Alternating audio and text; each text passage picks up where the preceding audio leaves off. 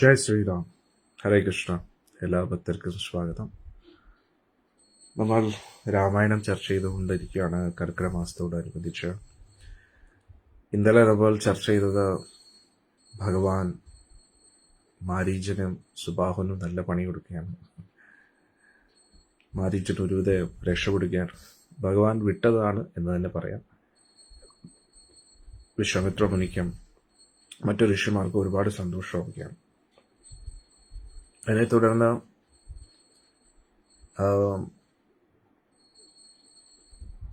വിശ്വാമിത്ര മുനിയെടുത്ത് ഭഗവാൻ ചോദിക്കുകയാണ്, ഗുരു അങ്ങേക്ക് വേണ്ടി ഇനി ഞാൻ എന്താ ചെയ്യേണ്ടതെന്ന്.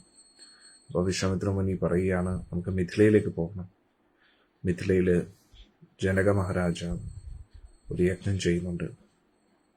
ശൈവചാപത്തിൻ്റെ യജ്ഞം. മഹാദേവന്റെ ആ വില്ല് അത് പൂജിക്കുന്നുണ്ട്. ആരാണോ ആ വില്ല് പിടിച്ച് ഉയർത്തുന്നത്, അതിനെ എൻ്റെ ഞാണ് കെട്ടുന്നത്, ആ വ്യക്തിക്കായിരിക്കും സീതാദേവിയെ ലഭിക്കുന്നത് എന്ന് പറയുകയാണ്. അപ്പോൾ ഭഗവാനും ലക്ഷ്മണസ്വാമിയും വിശ്വാമിത്ര മുനിയും എല്ലാ ഋഷിമാരും മിഥിലയിലേക്ക് പോവുകയാണ്. മിഥിലയിലെത്തിയതിനു ശേഷം വിശ്വാമിത്ര മുനിയുടെ ആ ചരിതം മുഴുവൻ സദാനന്ദ ഋഷി പറഞ്ഞു കൊടുക്കുകയാണ്. അതെല്ലാം വളരെ സന്തോഷത്തോടുകൂടി ഭഗവാൻ കേൾക്കുകയാണ്, മറ്റു ഋഷിമാരും കേൾക്കുകയാണ്. പിറ്റേന്ന് രാവിലെ ആ ചാപം കാണാനുള്ള അവസരം നൽകുമെന്നാണ് പറഞ്ഞത്. 300 ശക്തരായിട്ടുള്ള യോദ്ധാക്കൾ തള്ളിക്കൊണ്ട് ഒരു പേടകത്തിൽ, ഒരുപാട് ചക്രങ്ങളുള്ള ഒരു പേടകത്തിൽ തള്ളിക്കൊണ്ടാണ് വരുന്നത്. ആ പേടകത്തിൻ്റെ ഉള്ളിലാണ് ആ വലിയ ചാപം ഇരിക്കുന്നത്.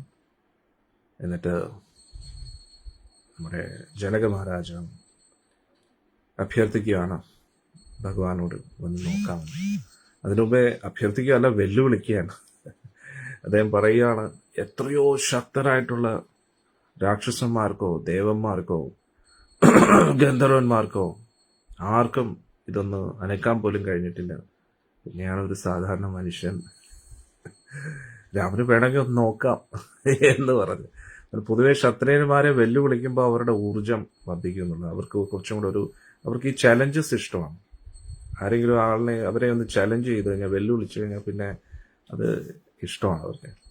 നമുക്ക് നോക്കാം ആ ചലഞ്ച് ശ്രീരാമൻ എങ്ങനെയാണ് നേരിടുന്നത് എന്ന്.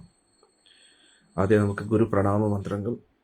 ഓം നമോ ഭഗവതേ വാസുദേവായ. ഓം നമോ ഭഗവതേ വാസുദേവായ.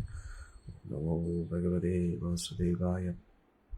നാരായണം നമസ്കൃത്യം നരം ചൈവ നരോത്തമം ദേവീം സരസ്വതീം വ്യാസം തതോ ജയമുദീരയേത്. അഷ്ടപ്രായേഷു അഭദ്രേഷു നിത്യം ഭാഗവത സേവയാ ഭഗവതി ഉത്തമശ്ലോകേ ഭക്തിർഭവതി നൈഷ്ഠികേ. കൃഷ്ണായ വാസുദേവായ ദേവകീ നന്ദനായ ച നന്ദഗോപകുമാരായ ഗോവിന്ദായ നമോ നമഃ. ഓം ജ്ഞാനതിമിരന്ധസ്യ ജ്ഞാനാഞ്ജനാശലാകയ ചക്ഷുരുന്മിലിതം യേന തസ്മൈ ശ്രീഗുരവേ നമഃ. ശ്രീചൈതന്യമനോഭീഷ്ടം സ്ഥാപിതം യേന ഭൂതലേ സ്വയംഭൂതകഥാമഹ്യം ദദാതി സ്വപദാന്തികം. ദേഹം ശ്രീഗുരോം ശ്രീയുതാപദകമലം ശ്രീഗുരും വൈഷ്ണവാംശ്ച ശ്രീരൂപം സാഗ്രജാതം സർവനവിഘ്നോധാമിതം ദം സജീവം സാധുവേദം സാവധൂതം പരിജനാസഹിതം കൃഷ്ണചൈതന്യദേവം. ശ്രീരാധാ കൃഷ്ണപാദാം സഹഗണലളിതാ ശ്രീവിശാഖാന്വിതം നമോ വിഷ്ണുപാദായ കൃഷ്ണപ്രേഷ്ഠായ ഭൂതലേ ശ്രീമതേ ജയപതാകസ്വാമിനിതി നാമിനെ. നമാചാര്യപാദായ നിതായ കൃപപ്രദായിനി ഗൗരകഥാ ദാമോദായ താരിണി. ഓം വിഷ്ണുപാദായ കൃഷ്ണപ്രേഷ്ഠായ ഭൂതലേ ശ്രീമതേ ഭക്തിവേദാന്ത സ്വാമിനിതി നാമിനെ. നമസ്തേ സാരസ്വതേ ദേവേ ഗൗരവാണി പ്രചാരിണേ നിർവിശേഷശൂന്യവാദി പാശ്ചാത്യദേശകാരിണേ. നമോ വിഷ്ണുപാദായ കൃഷ്ണപ്രേഷ്ഠായ ഭൂതലേ ശ്രീമതേ ഭക്തിസിദ്ധാന്ത സരസ്വതീ നാമിനേ. ശ്രീവാർഷഭാരവീ ദേവി വേദായ കൃപാബ്ദയേ കൃഷ്ണസംബന്ധ വിജ്ഞാനായ പ്രഭവേ നമഃ.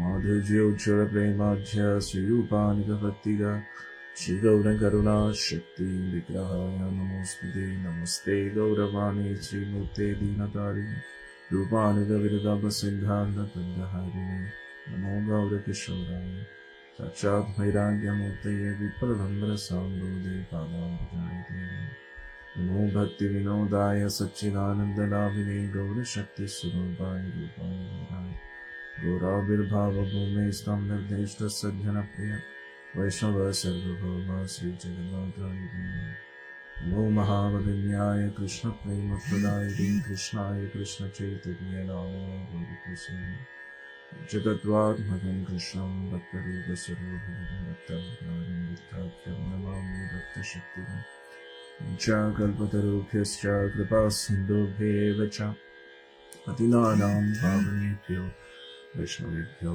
नमो नमः। हे कृष्णा करुणा सिन्धो दीनबन्धो जगत्पते गोपेश गोपिकान्ता नमोऽस्तुते। जयदां शरदो पङ्गोर्ममन्दमतेर्गतिमत्सर्वस्वपादां भोजो राधामधुरमो दिव्यवृन्दारण्यकल्पद्रुमदस्यमकृत्नागारसिंहासनस्थो श्रीमद्राधा श्रीरघोविन्ददेवो कृष्णानभिसेव्यमानस्मि श्रीमद्दासरसारम्भी वंशीवरत्तदस्थिता कर्षन् वेणुस्मरेर्गोपीर्गोपीनाथश्रीस्तुनो तप्तकाञ्चनगौराङ्गी राधे वृन्दावनेश्वरी वृषभानुसुते देवी प्रणमामि हरिप्रिये प्रणमामि हरिप्रिये प्रणमामि हरि। जय श्री कृष्ण चैतन्य प्रभु नित्यानंद श्री अद्वैत गदाधर श्रीवासदि गौरभक्ताय। जय श्री कृष्ण चैतन्य प्रभु नित्यानंद श्री अद्वैत गदाधर श्रीवासदि गौरभक्ताय। जय श्री कृष्ण चैतन्य प्रभु नित्यानंद श्री अद्वैत गदाधर श्रीवासदि गौरभक्ताय। हरे कृष्ण कृष्ण कृष्ण हरे हरे हरे राम राम राम हरे कृष्ण कृष्ण कृष्ण हरे हरे राम राम राम हरे। हरे कृष्ण कृष्ण कृष्ण हरे हरे हरे राम राम राम हरे कृष्ण कृष्ण कृष्ण हरे हरे राम राम हरे। हरे कृष्ण कृष्ण कृष्ण हरे हरे राम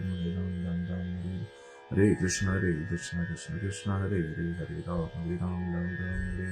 हरे कृष्ण कृष्ण कृष्ण हरे हरे राम राम हरे। हरे कृष्ण कृष्ण कृष्ण हरे हरे राम राम हरे। हरे कृष्ण कृष्ण कृष्ण हरे हरे राम राम हरे। हरे कृष्ण कृष्ण कृष्ण हरे राम राम हरे। हरे कृष्ण कृष्ण कृष्ण हरे राम राम हरे। हरे कृष्ण कृष्ण कृष्ण हरे राम राम हरे। हरे कृष्ण कृष्ण हरे राम हरे। मूकं करोति वाचालं पङ्गुं लङ्घयति गिरिं यत्कृपातमहं वन्दे श्रीगुरुं दीनदारिणं परमानन्दमाधवं श्रीचैतन्यमीश्वरं हरि ओं तत्सत्।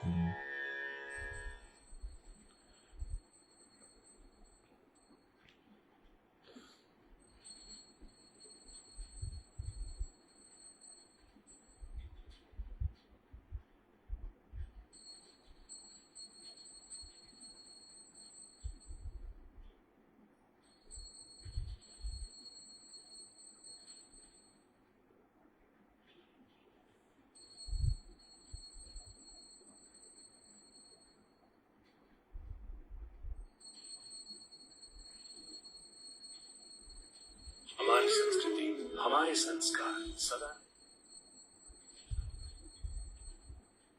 प्रार्थना की खुशबू,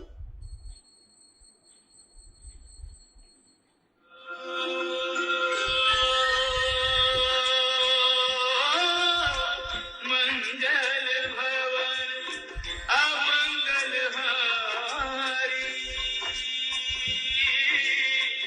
द्रवहु सुदशरथ अजिर बिहारी। राम सिया राम जय जय राम सिया राम जय जय राम।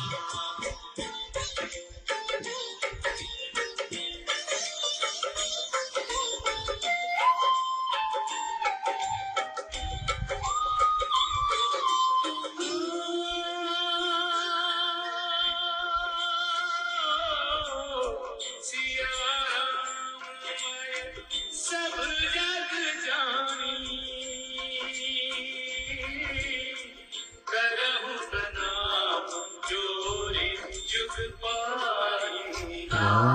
सिया राम जय जय ओम सिया राम जय जय।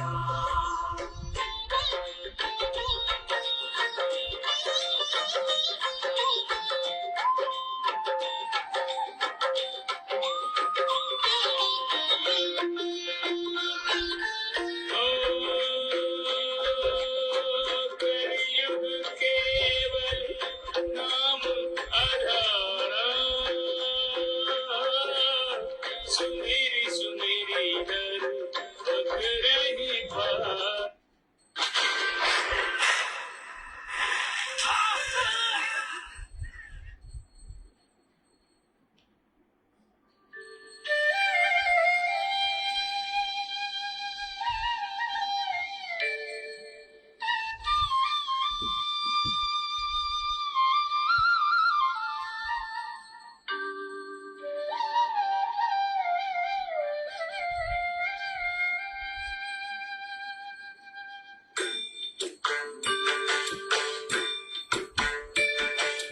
राम राम राम राम राम राम पाहि मां, राम पादं चेरणे मुकुन्द राम पाहि मां। राम राम राम राम राम राम पाहि मां, राम पादं चीरणे मुकुन्द राम पाहि मां। राक्षसान्धक मुकुन्द राम राम पाहि मां, लक्ष्मणा सहोदरा शुभावतार पाहि मां। राम राम राम राम राम राम पाहि मां। राम पादं चीरणे मुकुन्द राम पाहि मां। നാന്നുകേന്ദ്ര ചന്ദ്രശങ്കരാദിദേവരൊക്കെയും പാൽക്കടൽ കകം കടന്നു കൂടിടുന്ന ഭക്തിയാ. രാമ രാമ രാമ രാമ രാമ രാമ പാहि മാം, രാമ പാദം ചീരണേ മുകുന്ദ രാമ പാहि മാം. വാഴ്ത്തിടുന്ന സുപ്തപംക്തി കേട്ടുണർന്നു ഭംഗി മങ്ങിടാതനുഗ്രഹം കൊടുത്ത രാമ പാഹി മാം. രാമ രാമ രാമ രാമ രാമ രാമ പാहि മാം, രാമ പാദം ചീരണേ മുകുന്ദ രാമ പാहि മാം. प्री-लोडेड गानों वाला कीपैड फोन धमाकेदार साउंड के साथ कारवा मोबाइल। പരസ്യം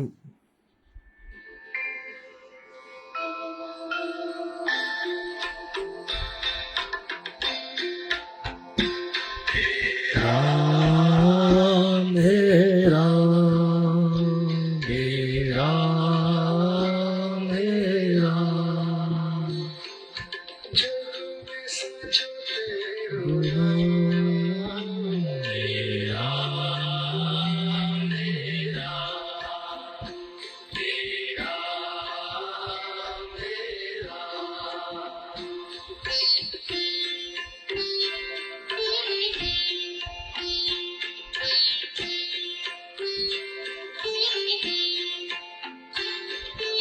तू ही माता तू ही पिता है, तू ही माता तू ही पिता है,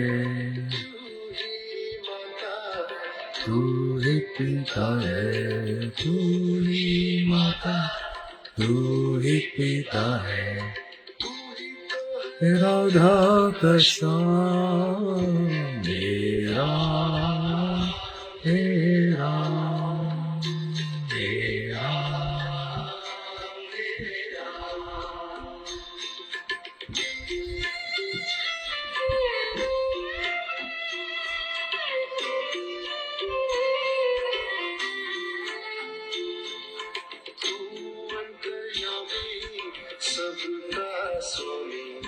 तू अंतर्यामी सबका स्वामी,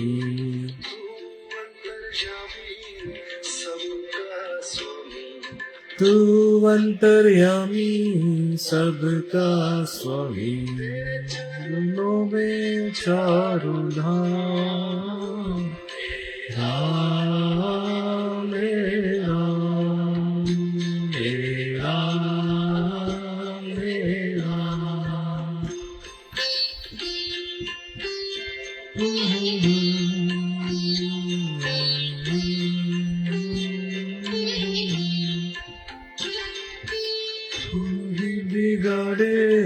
तू ही सवारे, तू ही बिगाड़े, तू ही सवारे,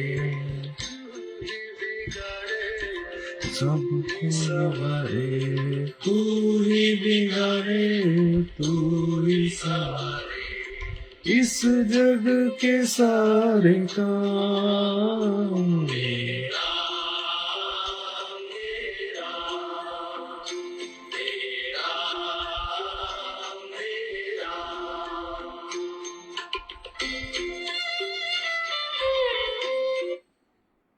Do you ever tell yourself, I will പരസ്യം പരസ്യം പരസ്യം പരസ്യം അല്ലേ?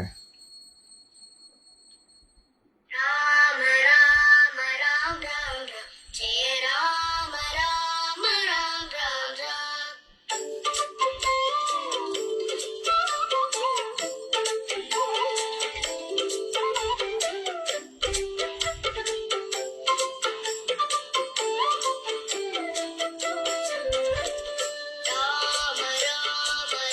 രാം രാം ജയ രാമ രാമ രാം രാം രാം രാമ രാമ രാം രാം രാം ജയ രാമ രാമ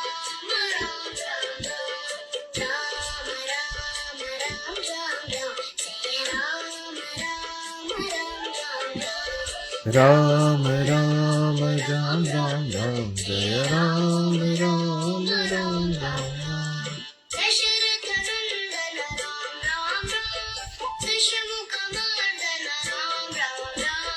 ദശരഥ നന്ദന രാം രാം രാം ദശരഥ നന്ദന രാം രാം രാം. പശുപതി രഞ്ജന രാം രാം രാം പാപവിമോചന രാം രാം രാം പശുപതി രഞ്ജന രാം രാം രാം പാപ വിമോചന രാം രാം രാം. രാമ രാമ രാം രാം രാം ജയ രാമ രാം. രാമ രാമ രാം രാം രാം ജയ രാമ രാമ രാം രാം രാം.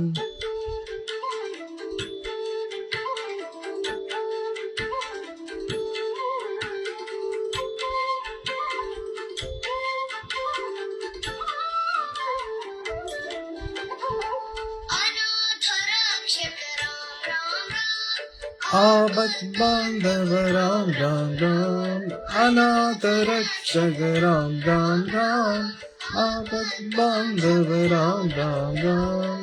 മൈഥിലി നന്ദന രാം രാം രാം മാരുതി വന്ദിത രാം രാം രാം മൈഥിലി നന്ദന രാം രാം രാം മാരുതി വന്ദിത രാം രാം രാം. രാമ രാമ രാം രാം രാം ജയ രാമ രാമ രാം രാം രാം. രാമ രാമ രാം രാം രാം ജയ രാമ രാമ രാം രാം രാം. രാം രാം രാം ജയ രാമ രാമ രാം രാം രാം. രാമ രാമ രാം രാം രാം ജയ രാമ രാമ രാം രാം രാം. ദശരഥ നന്ദന രാം രാം രാം ദശമുഖ നന്ദന രാം രാം രാം. ദശരഥ നന്ദന രാം രാം രാം ദശമുഖ നന്ദന രാം രാം രാം. പശുപതി രഞ്ജന രാം രാം രാം പാപ വിമോചന രാം രാം രാം. പശുപതി രഞ്ജന രാം രാം രാം പാപ വിമോചന രാം രാം രാം. രാമ രാമ രാം രാം രാം ജയ രാമ രാമ രാം രാം രാം. രാമ രാമ രാം രാം രാം ജയ രാമ രാമ രാം രാം രാം. രക്ഷക രാം രാം രാം ആപത് ബാന്ധവ രാം രാം രാം. അനാഥ രക്ഷക രാം രാം രാം പാപ വിമോചന രാം രാം രാം. മൈഥിലി നന്ദന രാം രാം രാം മാരുതി വന്ദിത രാം രാം രാം. മൈഥിലി നന്ദന രാം രാം രാം മാരുതി വന്ദിത രാം രാം രാം. രാമ രാമ രാം രാം രാം ജയ രാമ രാമ രാം രാം രാം. രാമ രാം രാം രാം ജയ രാമ രാമ രാം രാം രാം.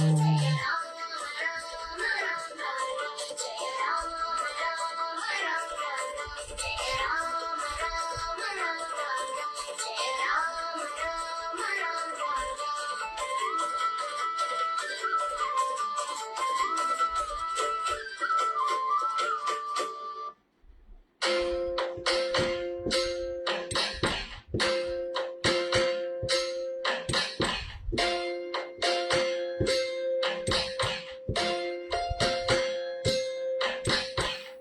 राघव राम श्री रघुराम सीताभिराम സീതാഭിരാമ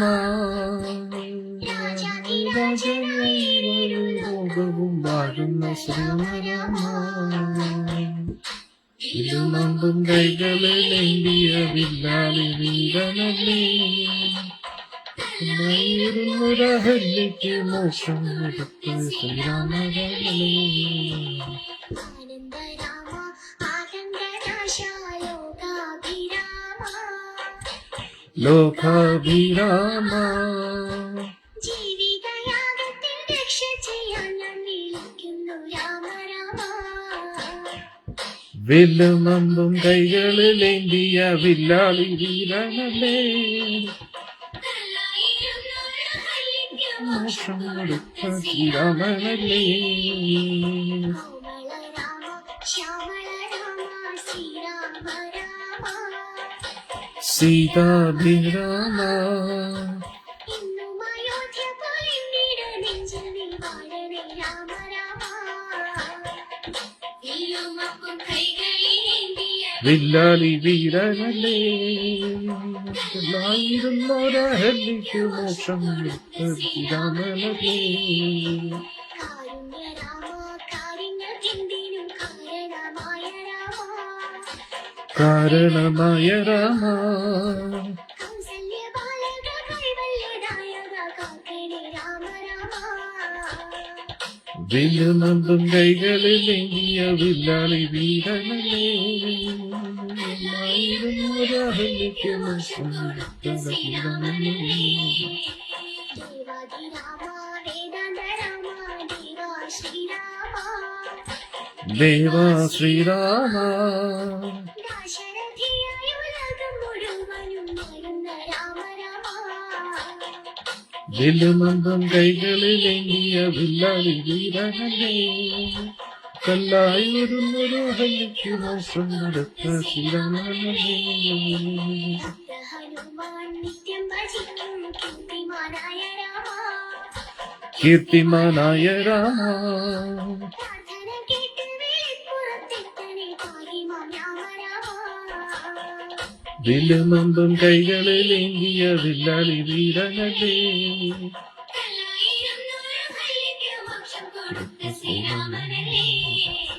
കാനനമെല്ലാം പൂവനമാക്കിയ ജാനകി വല്ലഭനെ ജാനകി വല്ലഭനേ കാണുവോ കണ്ണിനു നേരമൃദുട്ടുന്ന സുന്ദര രാമ രാമ വില്ലുമമ്പും കൈകളിലേന്തിയ വില്ലാളി വീരനല്ലേ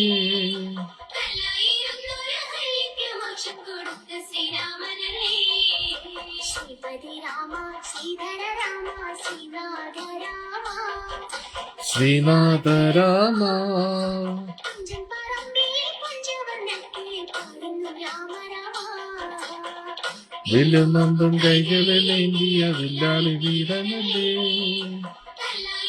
ഒരഹല്യയ്ക്ക് മോക്ഷം കൊടുത്ത ശ്രീരാമനല്ലേ വില്ലാളി വീരനല്ലേ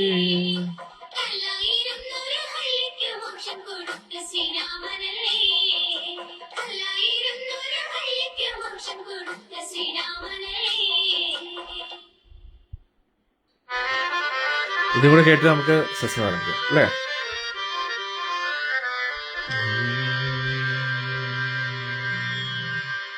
എല്ലാരും കണ്ണടച്ചില്ലേ പോയി പാട്ട്?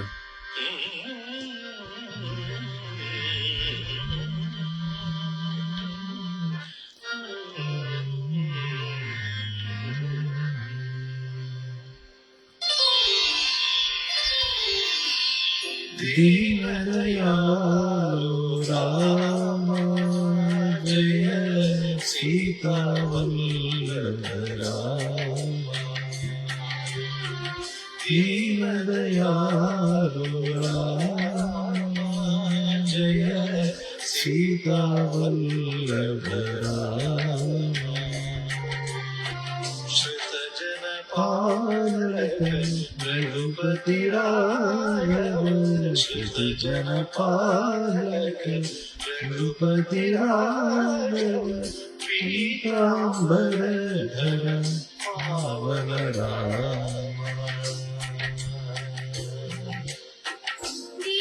ദീനദയാളു രാമ ജയ സീതാവല്ലഭ രാമ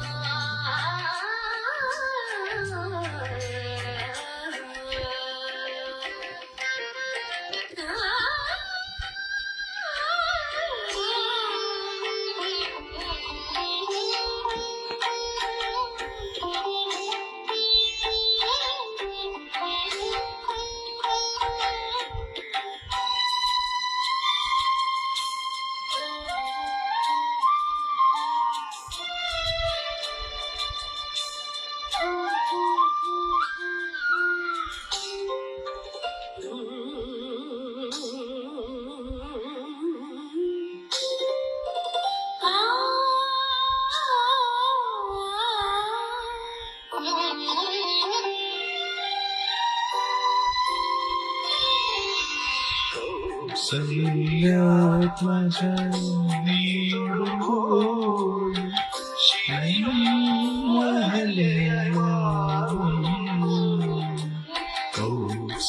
കൗസല്യാത്മജ നീ തൊടുമ്പോൾ ശ്രീയും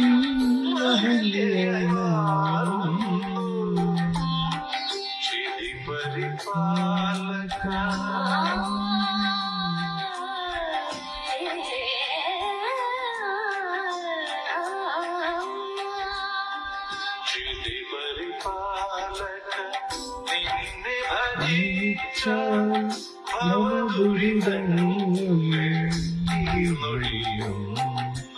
രാമ ഹരേ ജയ രാമ ഹരേ രാമ ഹരേ ജയ രാമ ദീനദയാളു രാമ ജയ സീതാവല്ലഭ രാമ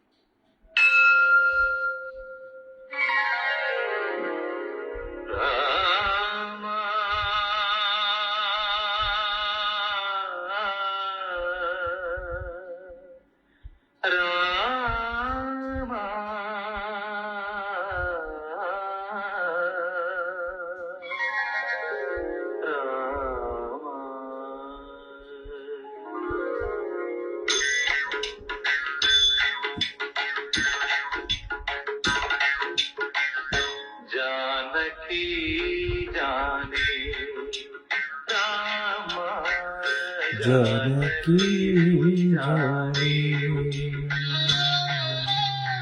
कदन निदानम नाम जाने मोक्ष कवाडम नाम जाने जानकी जाने राम जानकी जाने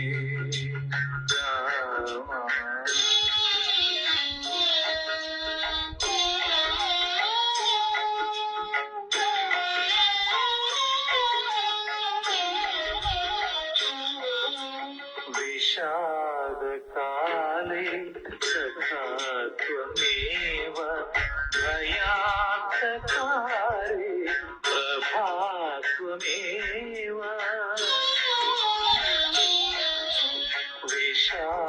विषादकाले सखा त्वमेव भयान्तकारे प्रभात्वमेव भवापि नौका त्वमेव देवा हरे भवन्तं रमासि रामा भजे भवन्तं रमासि रामा जानकी जाने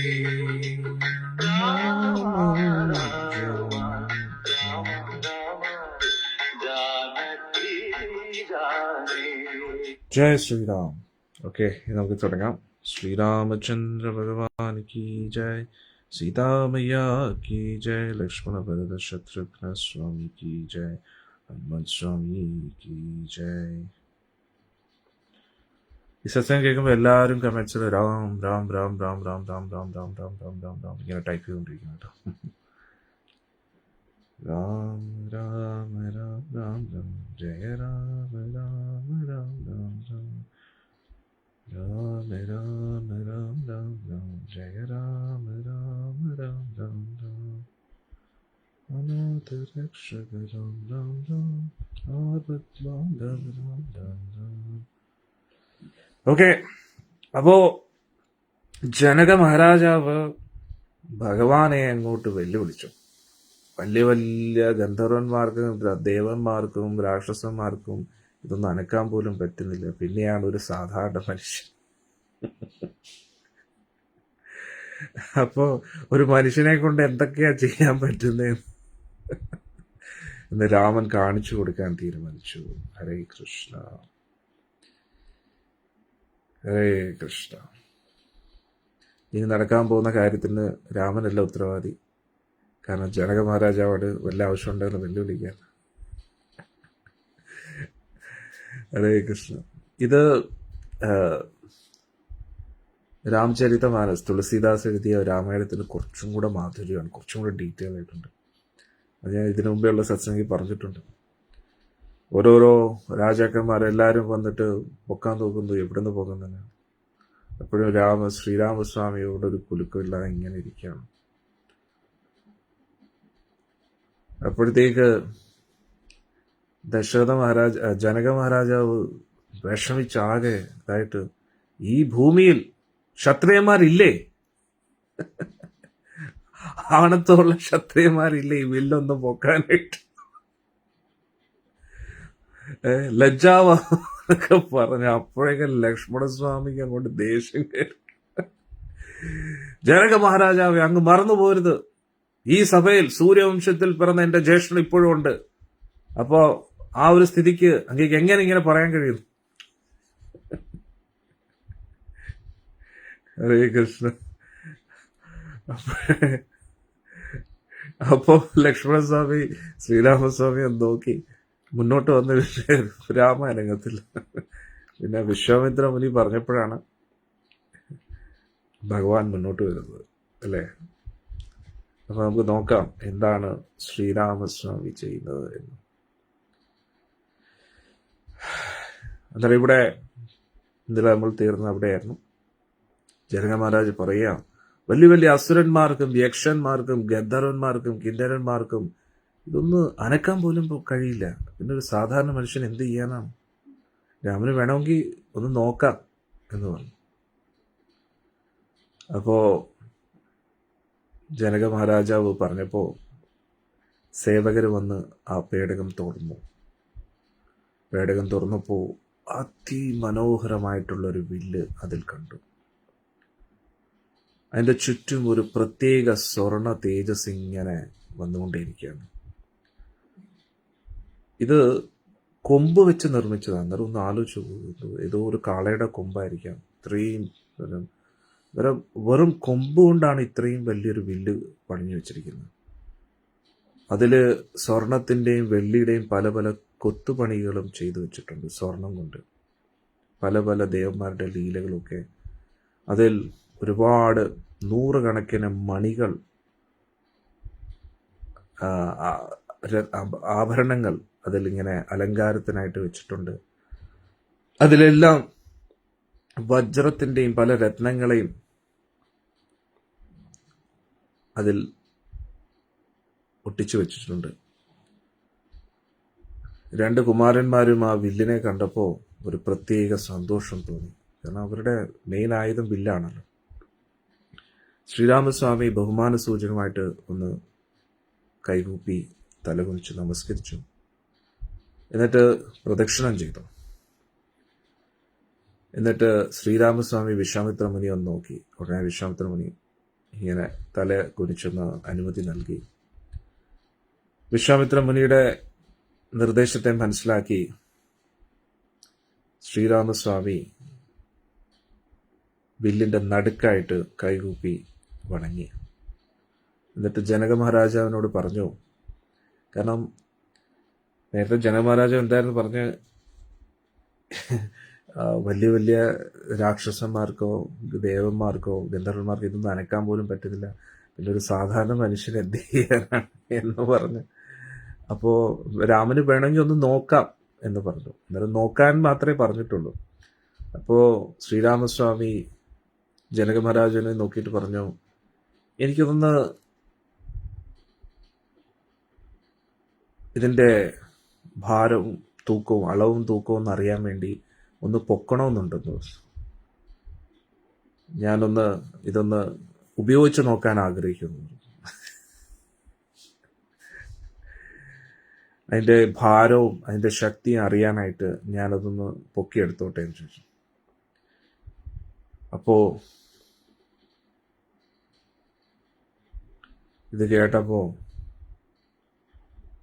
വിശ്വാമിത്ര മുനിയും ബാക്കിയുള്ള ഋഷിമാരും, ഋഷിമാരെല്ലാം രാമന്റെ ഫാൻസായിപ്പോ.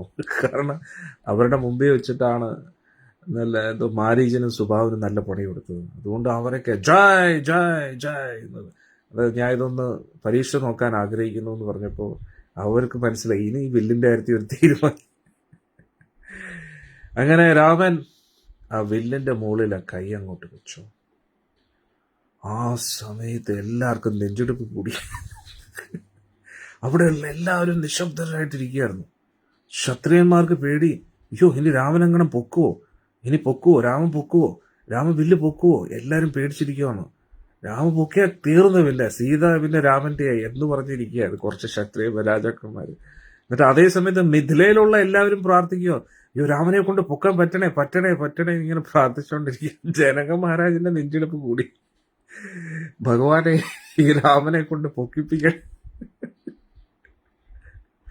സീതാദേവി രാമനെ കണ്ടതോടുകൂടി പിന്നെ ഒന്നും പറയണ്ട. സീതാദേവിയും പ്രാർത്ഥിക്കുന്നു, മിഥിലയിലുള്ള എല്ലാവരും പ്രാർത്ഥിച്ചുകൊണ്ടിരിക്കുന്നു.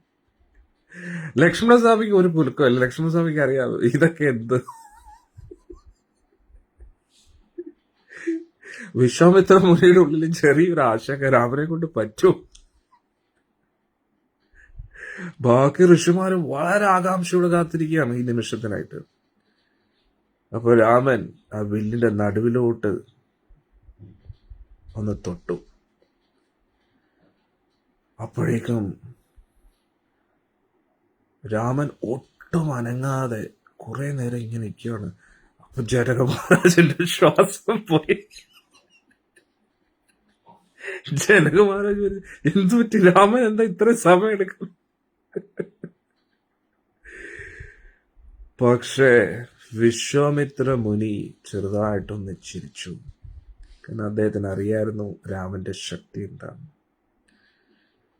ഇതേ സമയത്ത് സീതാദേവി അവിടെ ആ സഭാമന്ദിരത്തിലുള്ള ആ മുകളിലുള്ള ഹാളിൽ ഇങ്ങനെ സീതാദേവി ഇരിക്കുകയായിരുന്നു. രാമനെ ഇങ്ങനെ നോക്കുകയായിരുന്നു. അപ്പോൾ തീർച്ചയായിട്ടും സീത എന്നും രാമന്റെ തന്നെയാണല്ലോ. അതുകൊണ്ട് രാമനോടൊരു ആകർഷണം ഉണ്ടായിരുന്നു. ഇവിടെ പറയുന്നു, ഇതിനു മുമ്പേ എത്രയോ പേര് വന്ന വില്ല് പൊക്കാൻ നോക്കി, സീതാദേവി തിരിഞ്ഞു പോലും നോക്കിയിട്ടില്ല. ലോകത്തുള്ള എല്ലാ രാജാക്കന്മാരും വന്നിരുന്നു. പക്ഷെ അവരൊക്കെ ധാർഷ്ട്യമുള്ളവരും ദുഷ്ടന്മാരും ഒക്കെയാണ്, ഒരുപാട് അഹങ്കാരികളാണ്. സീതാദേവി വളരെ ധർമ്മിഷ്ഠയാണ്. ജീവിതകാലം മുഴുവൻ വിഷ്ണുവിനെ ആരാധിച്ച ദേവിയാണ്. എങ്ങനെയെങ്കിലും വിഷ്ണു തന്നെ എൻ്റെ ഭർത്താവാകണമെന്ന് ആഗ്രഹിച്ചതാണ് സീതാദേവി. അപ്പോൾ ശ്രീരാമസ്വാമി ആ വില്ലിനെ തൊട്ടപ്പോൾ കണ്ടപ്പോൾ രാമനോടുള്ള സ്നേഹം ഉള്ളിൽ ഇങ്ങനെ പൊങ്ങി വന്നു. എന്നിട്ട് വിചാരിച്ചു, ഇത് വിഷ്ണു തന്നെയാണോ?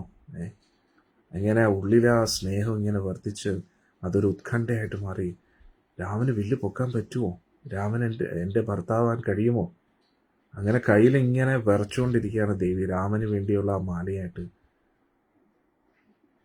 എല്ലാവരും ഇങ്ങനെ എന്താ ഇത്രയും താമസിക്കുക, രാമൻ ഇങ്ങനെ പിടിച്ചു വെച്ചിരിക്കുക. അപ്പോഴേക്കും വിശ്വാമിത്ര മുനി ചിരിക്കുന്നു. ദശരഥ ജനക മഹാരാജ് ടെൻഷൻ അടിക്കുന്നു. എല്ലാവരും ബാക്കി ക്ഷത്രിയന്മാർ വിചാരിക്കും ഇപ്പൊ എന്താവും, രാമനെ കൊണ്ട് പൊക്കാൻ പറ്റുമോ? രാമൻ പൊക്കിയാ എന്താവും? പെട്ടെന്ന് ശ്രീരാമസ്വാമി നടുക്കൂടി ഒറ്റ പൊക്കാണ്. ഹരേ കൃഷ്ണ. തലയ്ക്ക് മേളിൽ ഇങ്ങനെ ഒറ്റ കൈ കൊണ്ട് പിടിച്ചുകൊണ്ടിരുന്നു, ഇടത് കൈ വെച്ച്. എല്ലാവർക്കും വിശ്വസിക്കാൻ പറ്റിയില്ല. എല്ലാവരും വാവിളന്നിരിക്കുകയാണ്. എല്ലാവരും അവർക്ക് ചിന്തിക്കുന്നതിനപ്പുറത്തായിരുന്നു. എന്നിട്ട് രാമൻ അതിനെ ഇട്ടൊന്ന് പൊക്കി കൈ പിടിച്ചു, ക്യാച്ച് പിടിച്ചു. അതിന്റെ വെയിറ്റ് അറിയാം. ഒറ്റ അമ്മാനും അടിയിൽ ഇത്രയും ഭാരമുള്ള ആ വസ്തുവിനെ രാമൻ ഒന്ന് പൊക്കിയിട്ട് വീണ്ടും ക്യാച്ച് പിടിക്കുകയാണ്. ഒന്നും കൂടെ ഒന്ന് പൊക്കി ക്യാച്ച് പിടിക്കുകയാണ്. ഇന്ന് അത് ഒറ്റ കൈ കൊണ്ടാ പിടിക്കുന്നത്. അതിന്റെ ഭാരം എത്രയാണെന്ന് അറിയാം. അതിനുശേഷം രാമൻ അതിന്റെ ഒരറ്റത്തെ തറയിൽ ഇങ്ങനെ വെച്ചു. എന്നിട്ട് ഭഗവാന്റെ ഇടതുകാല് വെച്ച് അതിനെ ചവിട്ടിപ്പിടിച്ചു. ഹരേ കൃഷ്ണ. ഭഗവാന്റെ ഇടത് കാലിലെ ആ തള്ളുവിരൽ വെച്ച് ഇങ്ങനെ അമർത്തിപ്പിടിക്കുകയാണ്, അത് അനങ്ങാതിരിക്കാൻ. എന്നിട്ട് ഭഗവാന്റെ ആ ശക്തമായിട്ടുള്ള ബാഹു കൊണ്ട് മറ്റേ ഇടത് കൈ വെച്ച് അതിനെ ഇങ്ങനെ വളയ്ക്കുകയാണ്. ഇതുവരികല്ലേ. എന്നിട്ട് അതിന്റെ ഞാണ് വലതേ കൈവച്ച് ഇങ്ങനെ കെട്ടാൻ ശ്രമിച്ചുകൊണ്ടിരിക്കുകയാണ്. ഇതുവരിക്കും അല്ലേ. ജയ ശ്രീരാം. അന്നേരം ഇത്രയും 300 മല്ലന്മാർക്ക് ഒരു പേടകത്തിലാക്കി ഇങ്ങനെ ഉരുട്ടിക്കൊണ്ടുവന്ന ആ വില്ലിനെയാണ് ഭഗവാൻ എറിഞ്ഞ് അമ്മാനോട് ഇങ്ങനെ മുകളിലോട്ട് എറിയുന്ന ക്യാച്ച് പിടി മുകളിലോട്ട്. അന്നേരം രാമന്റെ പവർ എന്ത്? 16 വയസ്സുള്ള രാമന്റെ പവറാണിത്. എന്നിട്ട് ഭഗവാൻ ആ വില്ലിനെ ഇങ്ങോട്ട് തറയെ മുട്ടിച്ചിട്ട് ഇടതേ കാലിന്റെ തള്ളുവിൽ വെച്ച് അമർത്തി പിടിച്ചു എന്നുള്ളത്. എന്നിട്ട് ഇടതേ കൈ കൊണ്ട് തന്നെ അതിന്റെ മുകളിലത്തെ ഭാഗം വളയ്ക്കാൻ തുടങ്ങി. എന്നിട്ട് വലത്തെ കൈ വെച്ചിട്ട് ശക്തമായിട്ട് അതിനെ ഇങ്ങനെ കെട്ടുക, ഞാണ് കെട്ടി. അന്നേരം പൊതുവെ വില്ലിന്റെ ഞാണ് കെട്ടിക്കഴിഞ്ഞാൽ ആ ഞാണിനെ ശക്തമായിട്ട് യോദ്ധാക്കൾ വലിക്കും, അതിൻ്റെ ആ കെട്ട് നല്ല സ്ട്രോങ് ആയോ എന്ന് ചെക്ക് ചെയ്യാൻ വേണ്ടി. അപ്പോ ഭഗവാൻ അതേപോലെ ആ വില്ല് പിടിച്ചിട്ട് ഞാണങ്ങോട്ട് വലിക്കാൻ തുടങ്ങിയപ്പോൾ ഇങ്ങനെ വിറയ്ക്കാൻ തുടങ്ങി ഭൂമി മൊത്തം. വലിച്ച് എല്ലാരും പറയും മതി മതി മതി. ഭഗവാൻ പറയും നോക്കണ്ടേ, പരീക്ഷ നോക്കണ്ടേ എത്രത്തോളം വലിയ. വലിച്ച് ആ വില്ല് വളഞ്ഞ് ടപ്പ് എന്ന് പറഞ്ഞ ഒറ്റ പൊട്ടാണ് നടുക്ക. ടപ്പ് എന്ന് പറഞ്ഞ പൊട്ടി എന്നുള്ളത്. എന്തുവാ ഈ ഭൂമി കുലുങ്ങുന്നത് പോലെ, ഇടി വെട്ടുന്ന പോലെ, അവിടെ എന്തോ ഭൂചലനം ഉണ്ടായതുപോലെ എല്ലാവരും തെറിച്ച് എവിടേക്കോ പോയി. അതിന്റെ ശബ്ദം കൊണ്ട്, ആ സൗണ്ട് വേവ്സ് കൊണ്ട്, ആ പൊട്ടുന്ന ശബ്ദം കേട്ടിട്ട് എല്ലാവരും ഓടി എന്നുള്ള. എല്ലാവരും ബോധം കേട്ടത്. കുറെ പേര് ഇങ്ങനെ ഇരിക്കുകയാണ് കോമയിലെ ആസനത്തിലിരുന്ന എല്ലാവരും തെറിച്ചു. അങ്ങനെ ഇടി വെട്ടുന്ന പോലെ ഒരു ശബ്ദം, ഭൂമി പുടപുടപുടപുടാന്ന് കുലുങ്ങി, എല്ലാരും സ്തംഭിച്ച്. കുറെ നേരം ആർക്കും ഒന്നും മനസ്സിലായില്ല എന്താ സംഭവിച്ചു. അപ്പൊ രാമൻ പറയാ, അയ്യോ പൊട്ടിപ്പോയല്ലോ, ഇനിയിപ്പോ എന്ത് ചെയ്യ. ഞാൻ അത് ഉപയോഗിക്കണമെന്ന് ആഗ്രഹം ഉണ്ടായിരുന്നു. അതിന്റെ ബലം ഒന്ന് പരീക്ഷ നോക്കിയത്, അപ്പോഴത്തേക്ക് ഇത് പൊട്ടി. എന്ത് ചെയ്യാനാ? സോറി കേട്ടോ.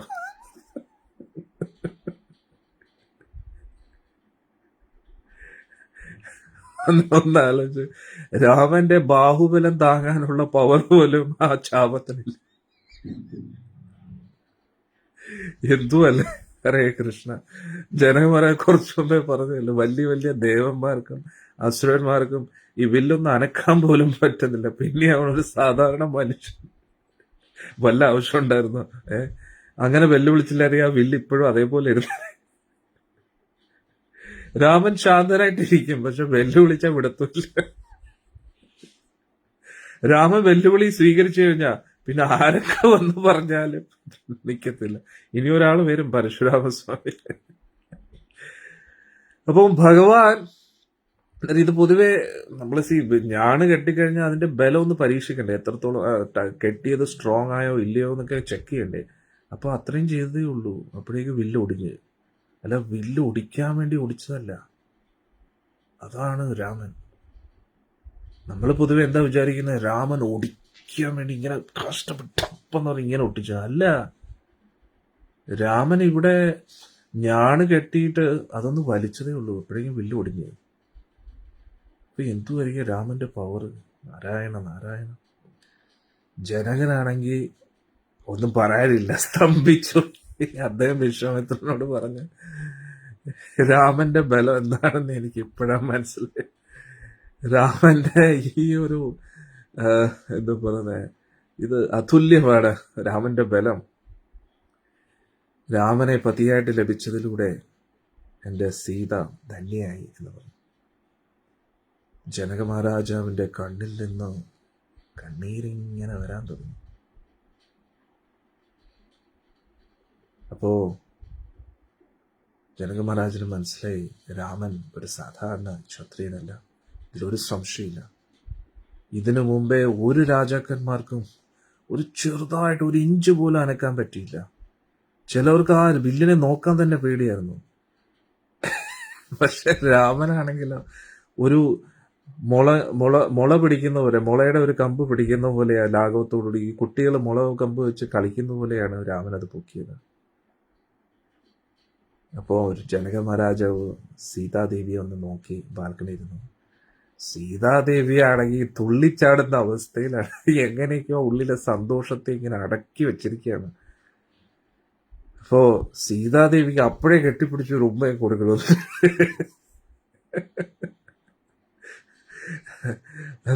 ദേവിയാണെങ്കിൽ അവിടുന്ന് ബാൽക്കണിയിൽ നിന്ന് എടുത്ത് ചാടുന്ന ഒരു അവസ്ഥയിലായിരിക്കുന്നത്. പക്ഷെ ആൾക്കാരൊക്കെ എന്തു പറയുന്നു വിചാരിച്ച അവിടെ പാവം ഉണ്ടായിരിക്കും. എങ്ങനെയൊക്കെയോ ക്ഷമയോടുകൂടി ഇരുന്നു. ജനക മഹാരാജാവിന്റെ അനുമതി കിട്ടുന്നവരെ ദേവിയുടെ ചുറ്റും ഒരുപാട് തോഴിമാരൊക്കെ ഉണ്ടായിരുന്നു. ജനക മഹാരാജാവ് രാമനെ നോക്കി. അപ്പോഴും രാമൻ കണ്ടില്ലേ എന്റെ പവർ ഉണ്ടല്ലോ. ഇല്ല, കണ്ടു കഴിഞ്ഞാൽ തോന്നി ഇദ്ദേഹമാണ് പൊട്ടിച്ചത്, വേറെ ആരോ പൊട്ടിച്ചിട്ട് ഇദ്ദേഹം നോക്കി എന്നത് പോലെയായിരുന്നു രാമന്റെ മുഖഭാവം.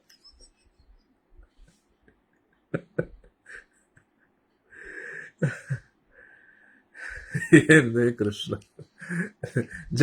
ജനക മഹാരാജാവ് നോക്കിയപ്പോഴത്തേക്ക് എന്തു പറയുന്നേ, ശാന്തനായിട്ടിരിക്കുകയാണ്. മുഖത്ത് ഒരു ഭാവ വ്യത്യാസവും ഇല്ല. എന്തോ വലിയ കാര്യം ചെയ്യുന്ന പോലെ രാമനൊന്നും തോന്നുന്നില്ല, വേറെ ആരോ പൊട്ടിച്ച.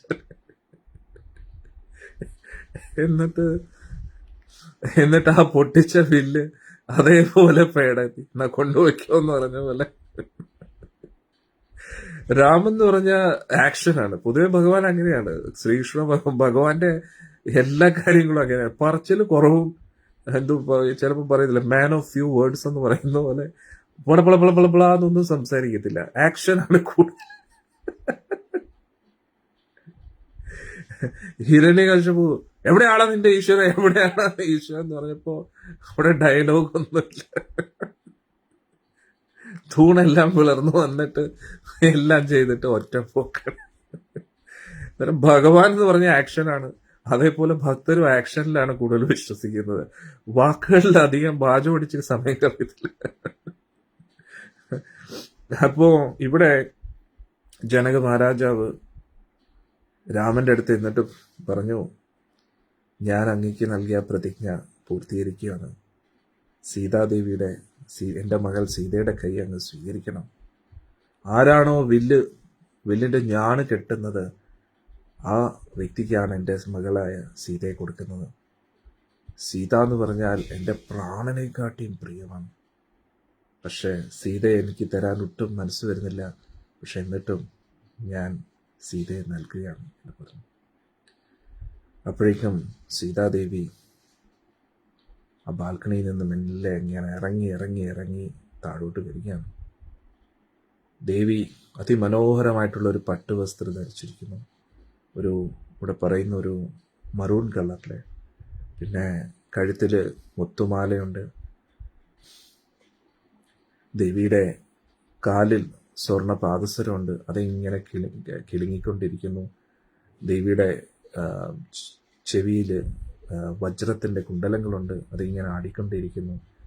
വളരെയധികം സന്തോഷവതിയായിട്ട് കുറച്ച് നാണമൊക്കെ മുഖത്ത് കാണുന്നുണ്ട്. എന്നിട്ട് രാമൻ്റെ അടുത്ത് എത്തിയിട്ട് രാമൻ്റെ മുഖത്ത് നോക്കാൻ ഒരു ചമ്മല്. അപ്പോഴേക്കും മെല്ലെ സീതാദേവി ഇങ്ങനെ മെല്ലെ ഇങ്ങനെ നോക്കാൻ പറ്റുമോ എന്ന് ഇങ്ങനെ മെല്ലെ രാമൻ്റെ മുഖത്തോട്ട് നോക്കുകയാണ്. അപ്പോൾ മുഖത്തോട്ട് നോക്കിയോ പിന്നെ താഴെ നോക്കാനും പറ്റുന്നില്ല. അപ്പൊ ഈ സമയത്ത് ഒരു പാട്ട് വേണ്ടേ? ഒരു പാട്ട് നമുക്ക് കേൾക്കാം. സീതാ കല്യാണ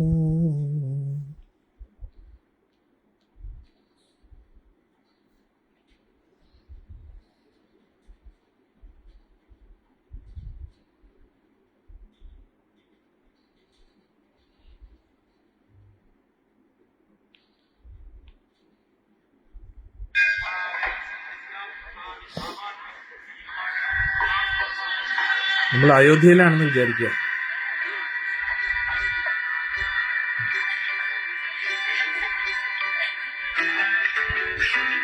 എല്ലാരും കണ്ണടച്ച് കേൾക്കും.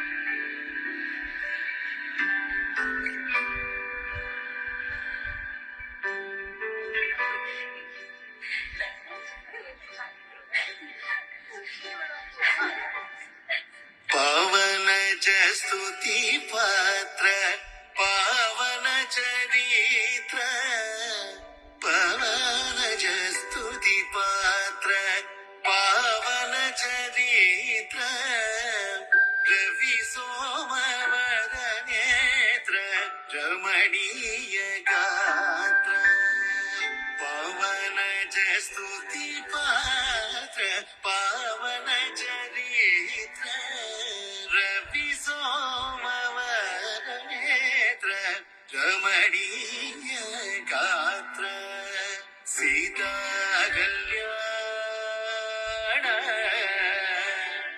वैभोगमे राम कल्याण वैभोगमे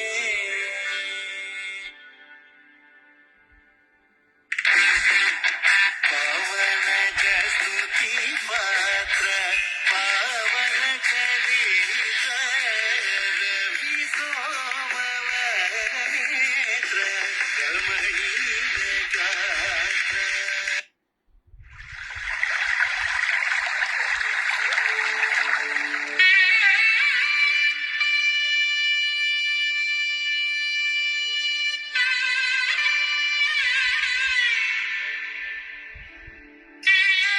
കൂത്തും കൊട്ടും ഇല്ലെങ്കിൽ ഒരു രസം.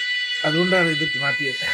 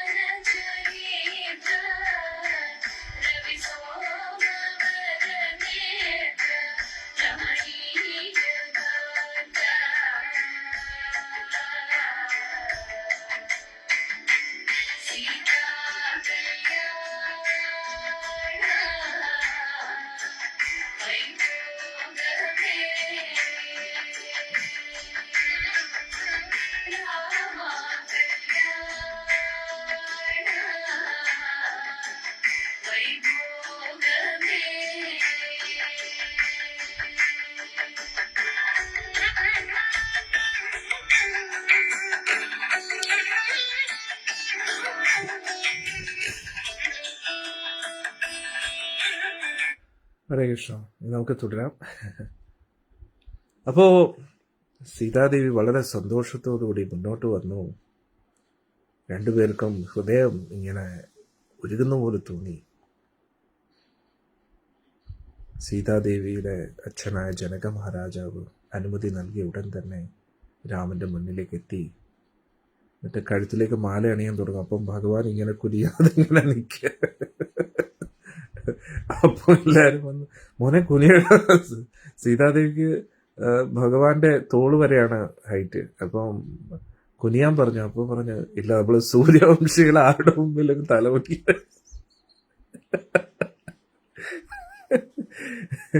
അപ്പൊ എല്ലാരും ആകെ വിഷമത്തിലായി. സീതാദേവി വിചാരിച്ചു ഇനിയിപ്പോ എങ്ങനെയാ വിവാഹം കഴിക്കുന്നത്. അപ്പോഴേക്കും വിശ്വാമിത്ര മുനി പറഞ്ഞു. അപ്പോ ലക്ഷ്മണസ്വാമി നേരെ ചെന്ന് രാമന്റെ കാൽക്കൽ വീഴുകയാണ്. അപ്പോൾ ലക്ഷ്മണനോടുള്ള സ്നേഹം കൊണ്ട് അനുഗ്രഹിക്കാനായിട്ട് ഭഗവാൻ ഇങ്ങനെ തല കുനിക്കുകയാണ്. അപ്പോൾ തന്നെ സീതാദേവി കഴുത്തിൽ മാല അണിയിക്കും. രാമന്റെ ഒരു കാര്യം. ഹരേ കൃഷ്ണ. അപ്പോ രണ്ടുപേർക്കും ഒരുപാട് സന്തോഷമായി.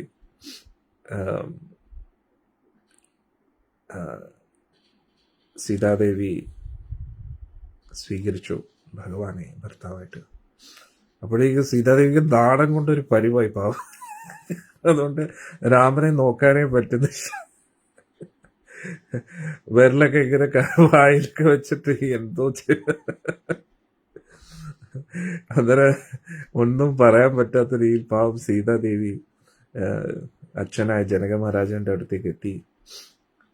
അപ്പോ ജനക മഹാരാജാവിന് ഇതിനും അപ്പുറത്തായിട്ടിരിക്കണം. കാരണം ഇങ്ങനെ ഒരു മരുമോനെ സ്വപ്നത്തിൽ പോലും കിട്ടുമെന്ന് വിചാരിച്ചു.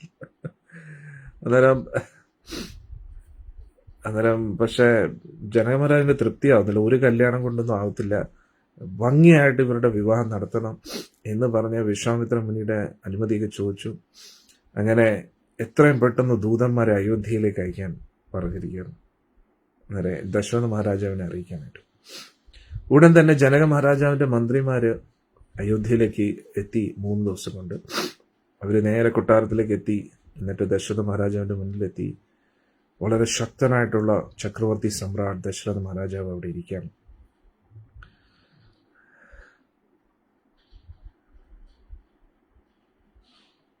വളരെ മധുരമായിട്ടുള്ള വാക്കുകളിൽ ജനക മഹാരാജാവ് ദശരഥ മഹാരാജാവ് അവരെ സ്വാഗതം ചെയ്തു.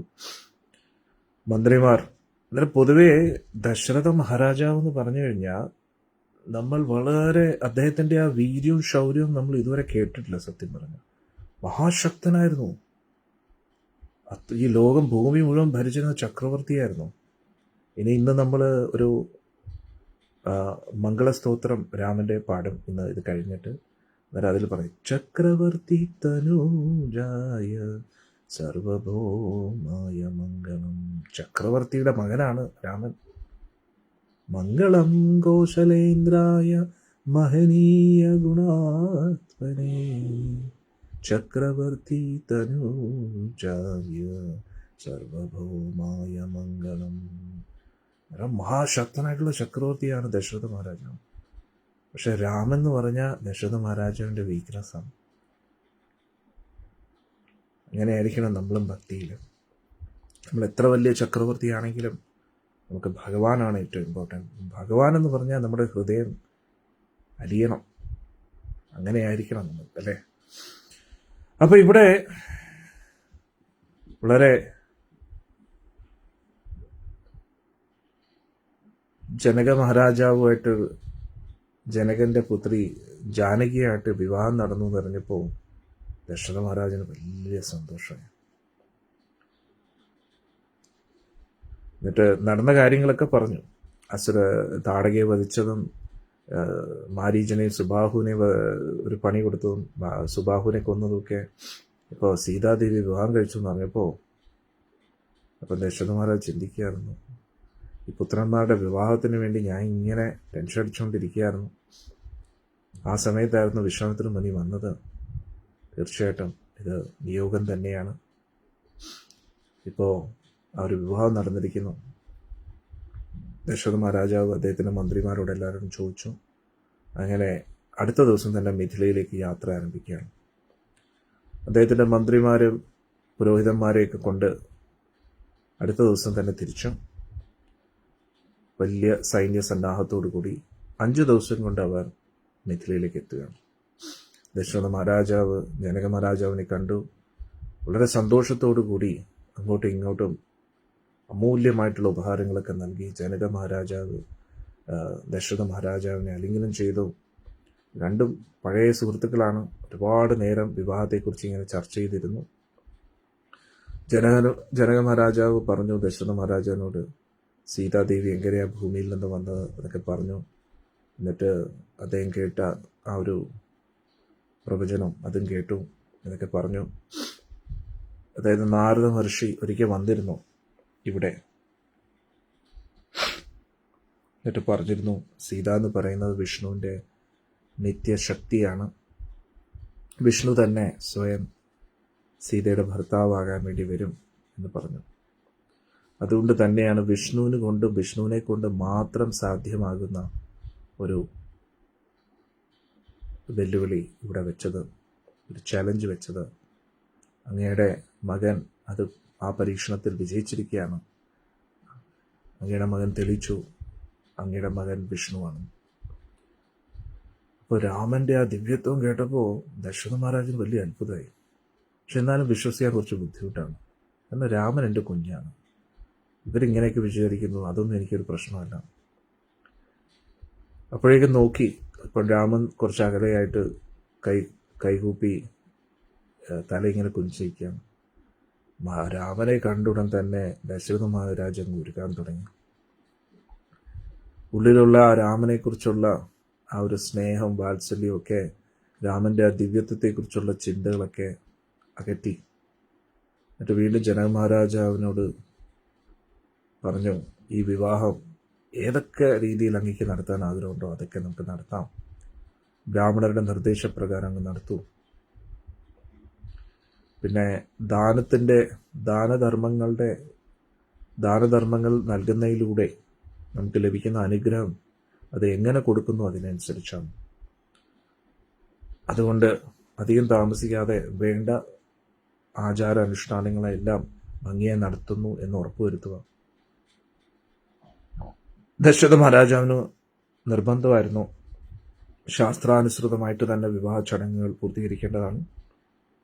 കാരണം ആചാരങ്ങൾ തെറ്റിക്കുന്നതിലൂടെ മക്കൾക്കൊരു ഒരു എന്തെങ്കിലും ദ്രോഹം മുന്നോട്ട് വരരുത് എന്ന് ഉറച്ച തീരുമാനമായിരുന്നു. അതുകൊണ്ട് രണ്ടുപേർക്കും ഒരു തരത്തിലുള്ള ദുരിതങ്ങളും ഉണ്ടായിരുന്നു. ജനക മഹാരാജാവ് മന്ത്രിമാർക്ക് നിർദ്ദേശം നൽകി. എന്നിട്ട് ദശരഥ മഹാരാജാവുമായിട്ട് ആ സഭാമന്ദിരത്തിൽ ഇരിക്കുകയായിരുന്നു. അപ്പോൾ വസിഷ്ഠമുനി ശ്രീരാമസ്വാമിയുടെ വംശത്തെക്കുറിച്ച് പറയുകയാണ്. അതായത് സൂര്യവംശം, സൂര്യദേവനിൽ നിന്ന് തുടങ്ങി ശ്രീരാമസ്വാമിയിലേക്ക് എത്തിയ ആ ഒരു വംശത്തെക്കുറിച്ച് ഓരോ രാജാക്കന്മാരുടെയും പേരുകൾ പറഞ്ഞു.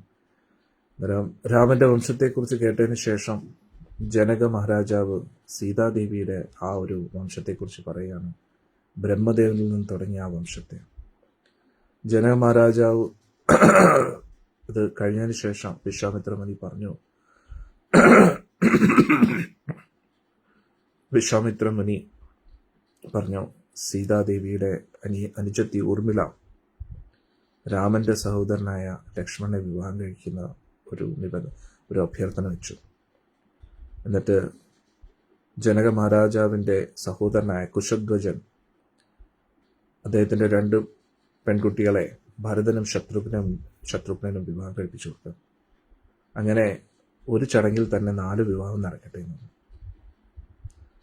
ഇത് കേട്ട ഉടനെ ജനക മഹാരാജാവ് സന്തോഷം കൊണ്ട് തുള്ളിച്ചാടാൻ തുടങ്ങി. അദ്ദേഹം പറഞ്ഞു, അങ്ങനെ തന്നെ ആവട്ടെ എന്ന്. അദ്ദേഹം കാൽക്കൽ വീണ് സാഷ്ടാംഗം നമസ്കരിച്ചു. ഞാൻ എന്നെന്നും അങ്ങയുടെ ദാസനായിരിക്കും. അങ്ങയുടെ വാക്കുകളിലൂടെ അങ്ങ് എന്നെ എന്തുമാത്രം സന്തോഷിപ്പിക്കുമെന്നറിയോ. നാളെ ഏറ്റവും ശുഭ ദിവസമാണ്. നാളെ തന്നെ എല്ലാവരുടെയും വിവാഹം നടക്കട്ടെ. അങ്ങനെ രണ്ടുപേരും സംസാരിച്ചിരിക്കെ സൂര്യൻ അസ്തമിച്ചു. ജനക മഹാരാജാവ് ദശരഥ മഹാരാജാവിനെ വിശ്രമിക്കാൻ അവിടെ വിട്ടിട്ട് അദ്ദേഹം അവിടെ അന്തപുരിയിലേക്ക് പോവുകയാണ്. അദ്ദേഹത്തിന്റെ കൂട്ടത്തിൽ 100 കണക്കിന് അംഗരക്ഷകന്മാരും മറ്റു മന്ത്രിമാരും ഉണ്ടായിരുന്നു. ആ സഭാമന്ദിരത്തിൽ 1000കണക്കിന് ദീപങ്ങൾ കത്തിച്ചു വെച്ചിരുന്നു. ഒരുപാട് ബ്രാഹ്മണരും ഉണ്ടായിരുന്നു. എല്ലാവരും വേദമന്ത്രങ്ങൾ ഉരുവിട്ടുകൊണ്ടിരിക്കുകയാണ്. 1 മിനിറ്റ്, ഞാനിപ്പം വരാം. എല്ലാവരും ലൈവിൽ നിൽക്കുക കേട്ടോ. ഹരേ കൃഷ്ണ.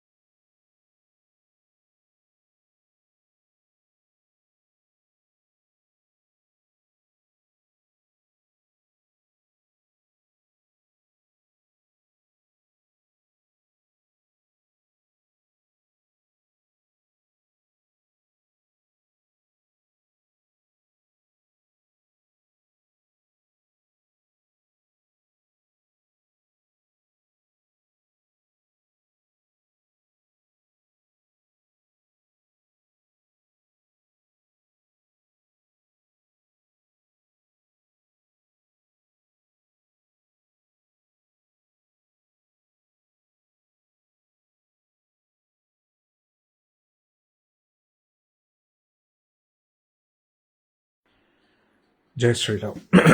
നമുക്ക് ചർച്ച തുടരാം.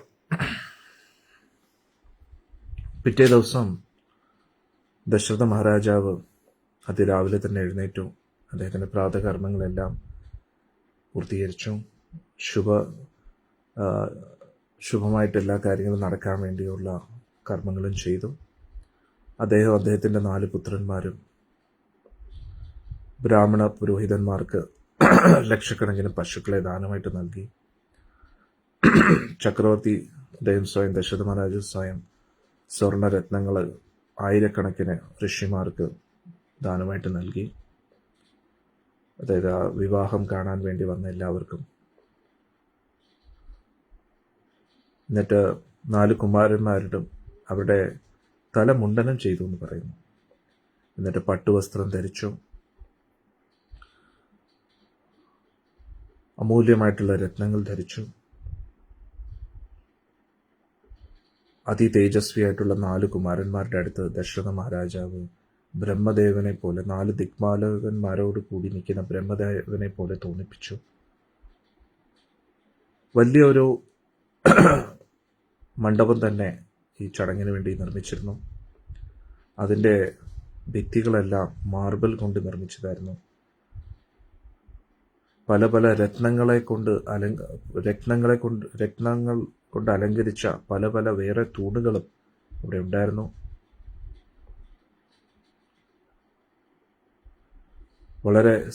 വളരെയധികം സുഗന്ധമുള്ള ഭംഗിയുള്ള പൂക്കളെല്ലാം മാലകളാക്കി ഇവിടെ അലങ്കരിച്ചിരുന്നു. അവിടെ പ്രത്യേകതരം സുഗന്ധം എല്ലാവർക്കും ആസ്വദിക്കാൻ കഴിയുമായിരുന്നു. വലിയ വില കൂടിയ പീഠങ്ങളൊക്കെ പുഷ്യരാഗത്തിൻ്റെയും പവിഴത്തിൻ്റെയും രത്നങ്ങൾ കൊണ്ട് അലങ്കരിച്ചിരിക്കുന്ന പല പല പീഠങ്ങൾ അവിടെ ഉണ്ടായിരുന്നു ആൾക്കാർക്ക് ഇരിക്കാനായിട്ട്. അതും സ്വർണം കൊണ്ട് നിർമ്മിച്ച ആ വിവാഹ മണ്ഡപത്തിൻ്റെ ചുറ്റും ലോകമെമ്പാടുമുള്ള രാജാക്കന്മാർ അവരുടെ മന്ത്രിമാരോടൊത്ത് അവിടെ എല്ലാം ഇരിക്കുകയായിരുന്നു വിവാഹം കാണാനായിട്ട്. ഇവിടെ എല്ലാം ആൾക്കാരെ കൊണ്ട് നിറഞ്ഞു. എല്ലാവരും ജയ് സിയാറാം, ജയ് സിയാറാം, സീത ജയിക്കട്ടെ, രാമൻ ജയിക്കട്ടെ എന്ന് പറഞ്ഞു. വളരെ മുതിർന്ന ബ്രാഹ്മണർ, വളരെ ലളിതമായിട്ടുള്ള ജീവിതം നയിക്കുന്ന ബ്രാഹ്മണർ, അവരെല്ലാവരും ഈ വിവാഹ യജ്ഞവേദിയുടെ അടുത്തായിട്ട് ഇരിക്കുകയായിരുന്നു. അവർ തുടർച്ചയായിട്ട് വേദമന്ത്രങ്ങൾ ഉരുവിട്ടുകൊണ്ടിരുന്നു. ആ വേദമന്ത്ര ഉച്ചാരണം ആ അന്തരീക്ഷത്തെ വളരെ പരിശുദ്ധമാക്കി. ഇതേ സമയത്ത് പല സംഗീത വിദ്വാൻമാരും അവരവരുടേതായിട്ടുള്ള സംഗീത ഉപകരണങ്ങൾ വായിച്ചുകൊണ്ടിരിക്കുന്നു. ഒപ്പം ശ്രീരാമസ്വാമിയുടെയും സീതാദേവിയുടെയും കീർത്തികൾ ആലപിച്ചുകൊണ്ടിരിക്കുന്നു. ദേവലോകത്തുള്ള എന്തോ ഒരു ഉത്സവം നടക്കുന്ന പോലെയായിരുന്നു എല്ലാവർക്കും തോന്നുന്നു. ദശരഥ മഹാരാജാവും അദ്ദേഹത്തിൻ്റെ 4 പുത്രന്മാരും യജ്ഞവേദിയിലേക്ക് എത്തി. അവിടെ വസിഷ്ഠമുനി ഉണ്ടായിരുന്നു. അവരെല്ലാവരും ഇരുന്നതിന് ശേഷം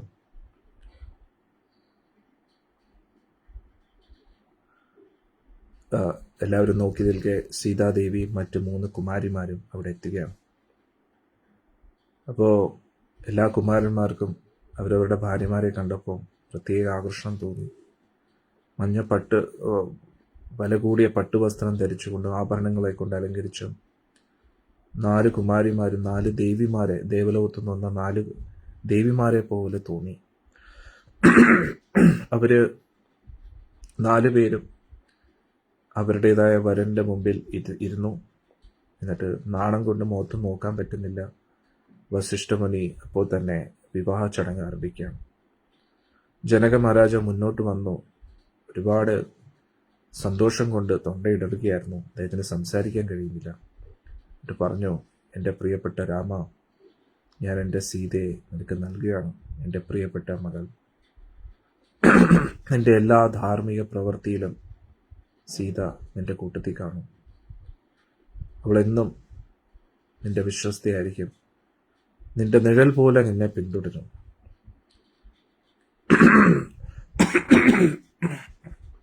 സീതയുടെ കൈ നീ സ്വീകരിക്കൂ, നിങ്ങളെ രണ്ടുപേരെ ഞാൻ അനുഗ്രഹിക്കുന്നുണ്ട്. അങ്ങനെ ജനക മഹാരാജാവ് രാമന്റെ കൈ പിടിച്ച് സീതാദേവിയുടെ കൈയുടെ മുകളിൽ വെച്ചു. എത്ര മനോഹരമല്ലേ. സീതാമയ്യാക്കി ശ്രീരാമചന്ദ്ര ഭഗവാനിക്ക് ജയ. വസിഷ്ഠ മുനി ആ ശുഭജലം തളിച്ചു അവരുടെ കൈകളിൽ. അങ്ങനെ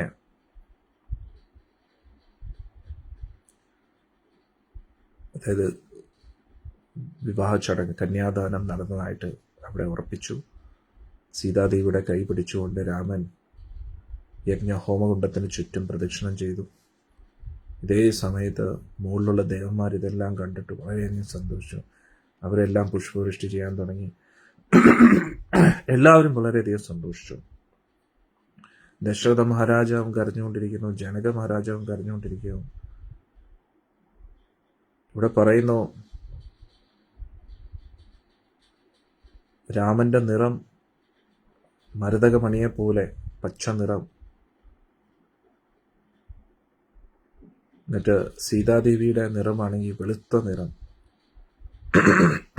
രണ്ടുപേരുടെയും കഴുത്തിലായിട്ട് സ്വർണ താമരയുടെ മാലയുണ്ടായിരുന്നു. അവരുടെ എല്ലാം രത്നങ്ങൾ, കഴുത്തിൽ അണിഞ്ഞിരിക്കുന്ന രത്നങ്ങളെല്ലാം തിളങ്ങിക്കൊണ്ടിരിക്കുന്നു. അങ്ങനെ പ്രദക്ഷിണം ചെയ്യുമ്പോൾ സീതാദേവി വളരെയധികം നാണത്തോടുകൂടിയാണ് പാവം രാമന്റെ പുറകെ പോകുന്നത്. രാമനാണെങ്കിൽ നല്ല ഭംഗിയായിട്ട് ചിരിച്ചുകൊണ്ടിരിക്കുന്നു, എല്ലാ ജനങ്ങളെ നോക്കി ചിരിക്കുന്നു. സീതാദേവി നാണം കാരണം മുഖത്ത് നോക്കാൻ പറ്റില്ല. പാവം സീതാമ്മയെ അല്ലേ.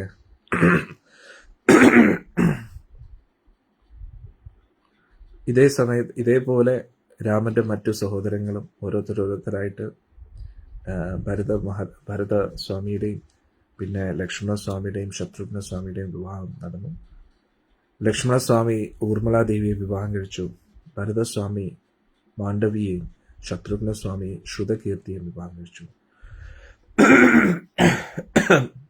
മറ്റ് 3 രാജകുമാരന്മാരും അവരുടെ പത്നിമാരുടെ കൈ പിടിച്ച് ഹോമകുണ്ടത്തിന് ചുറ്റും പ്രദക്ഷിണം ചെയ്തു. എല്ലാവരും സന്തോഷം കൊണ്ട് കരഞ്ഞു. ആ കല്യാണം കണ്ടുകൊണ്ടിരുന്ന എല്ലാവരും കരഞ്ഞു. ദേവന്മാരെല്ലാം അവരുടെ ദിവ്യ വാദ്യ ഉപകരണങ്ങളൊക്കെ വായിച്ചു. അപ്സരസുകളൊക്കെ നൃത്തം ചെയ്തു. ഗന്ധർവന്മാർ നൃത്തം ചെയ്തു. ഋഷിമാരെല്ലാം വേദമന്ത്രങ്ങൾ ഉരുവിട്ടു. ശംഖനാദം എല്ലായിടത്തുനിന്നും കേൾക്കാൻ പറ്റുമായിരുന്നു. ഒരാൾ നിർത്തുമ്പോൾ അടുത്ത ആൾ ശംഖ, അങ്ങനെ മുകളിൽ നിന്നും താഴെ എല്ലായിടത്തുനിന്നും ശംഖനാദം കേൾക്കാൻ പറ്റും. എല്ലാവരും ഒരു രോമാഞ്ചം കൊള്ളുകയായിരുന്നു. അങ്ങനെ ഏകദേശം ഉച്ചയായപ്പോഴത്തേക്ക് വിവാഹ ചടങ്ങെല്ലാം പൂർത്തീകരിക്കപ്പെട്ടു. എല്ലാവരും അവരവരുടെ വസതികളിലേക്ക് പോയി. ദശരഥ മഹാരാജാവ്, ജനക മഹാരാജാവും പിന്നെ 4 വിവാഹ ദമ്പതിമാരും. പിറ്റേ ദിവസം വിശ്വാമിത്ര മുനി ജനക മഹാരാജാവിൻ്റെയും ദശരഥ മഹാരാജാവിൻ്റെയും അനുമതി ചോദിച്ചിട്ട് വടക്ക് ഹിമാലയ പ്രദേശത്തിലേക്ക് പോകാമെന്ന് പറഞ്ഞു, തപസ്സിക്കാൻ. നോക്കണേ എത്ര വിരക്തനാണ് നോക്കണേ. ഇപ്പൊ അങ്ങോട്ട് വിവാഹം കഴിഞ്ഞതേ ഉള്ളൂ. അപ്പൊ വിശ്വാമിത്ര മുനിക്ക് വേണമെങ്കിൽ കുറച്ച് ആളെ ഇവിടേക്ക് ഇങ്ങനെ രസിക്കാം എന്നൊക്കെ. ഡ്യൂട്ടി കഴിഞ്ഞോ പിറ്റേ ദിവസം ആള് പോകാൻ തയ്യാറായിട്ടിരിക്കുകയാണ്. ഇതുമല്ലേ വിശ്വാമിത്ര മഹർഷിക്ക് ജയ്.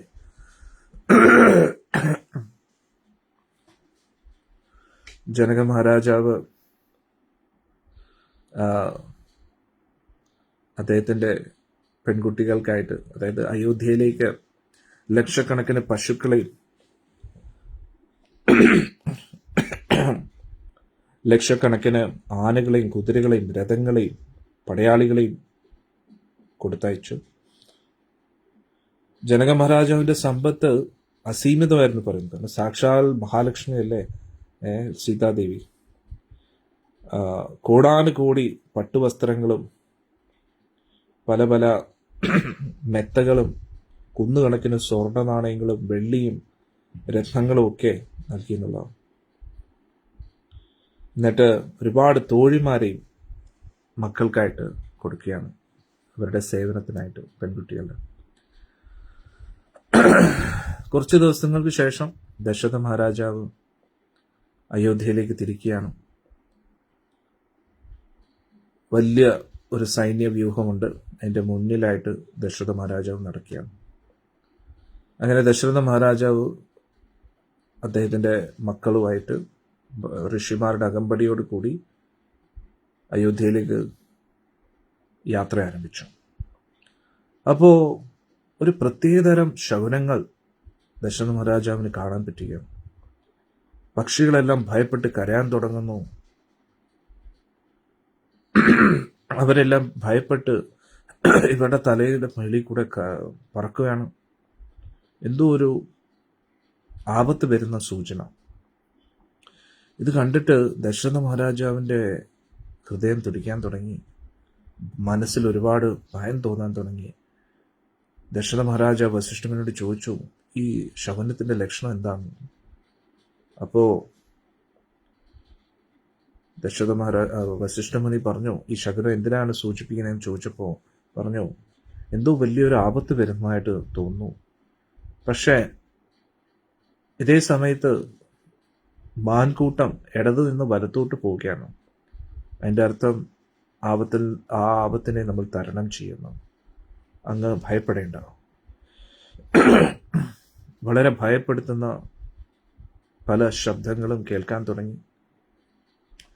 സൂര്യൻ ഇരുട്ടിൽ മറഞ്ഞു, ആകാശം മുഴുവൻ ഇരുട്ടായി, മരങ്ങളൊക്കെ മറിഞ്ഞു വീഴാൻ തുടങ്ങി, ഭൂമി കുലുങ്ങാൻ തുടങ്ങി, പ്രത്യേകതരം പൊടി പറക്കാൻ തുടങ്ങി. ഈ യാത്രയിലേക്ക് തിരിച്ച എല്ലാവരുടെയും മുന്നിലായിട്ട് അവർക്ക് ആർക്കും ഒന്നും കാണാൻ പറ്റാതെ ബോധം കെടുന്ന അവസ്ഥയെ ആ ഇരുട്ടിൻ്റെ ഇടയിൽ നിന്നും ആരെയും ഭയപ്പെടുത്തുന്ന രീതിയിൽ കാണപ്പെടുന്നത് പരശുരാമസ്വാമി വന്നിരിക്കുകയാണ്. പുലിത്തോലും ധരിച്ചുകൊണ്ട് ജടാധാരിയായിട്ട് കണ്ടു. ദശരഥ മഹാരാജാവിനും ബാക്കിയുള്ള കൂട്ടർക്കും ഉടനെ മനസ്സിലായി ഇദ്ദേഹം ആരാണ്. അദ്ദേഹം ഒരു ബ്രാഹ്മണനായിട്ടും അദ്ദേഹം ഒരു യോദ്ധാവായിട്ടാണ് കൂടുതൽ അറിയപ്പെടുന്നത്. ഇതിനു മുമ്പേ അദ്ദേഹം ഒറ്റയ്ക്ക് ഈ പ്രപഞ്ചത്തിൽ നിന്നും കോടാനുകൂടി ക്ഷത്രിയന്മാരെ കൊന്നൊടുക്കിയിരുന്നു. കാരണം അദ്ദേഹത്തിന്റെ അച്ഛന് ജമദഗ്നിയെ യോദ്ധാക്കൾ കൊന്നപ്പോൾ അദ്ദേഹത്തിന് ദേഷ്യം വന്നു. ആ പ്രതികാരത്തിനായിട്ട് ഈ ലോകമെമ്പാടുമുള്ള ക്ഷത്രിയരെ ഉന്മൂലനം ചെയ്തു.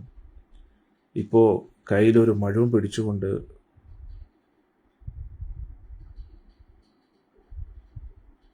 അദ്ദേഹം ശക്തമായിട്ടുള്ള ഒരു വില്ലും അസ്ത്രവും പിടിച്ചുകൊണ്ട് അവിടെ നിൽക്കുകയാണ്. ഇവിടെ പറയുന്നു 2 ആൾ പൊക്കം ഉണ്ടായിരുന്നു അദ്ദേഹത്തിന്.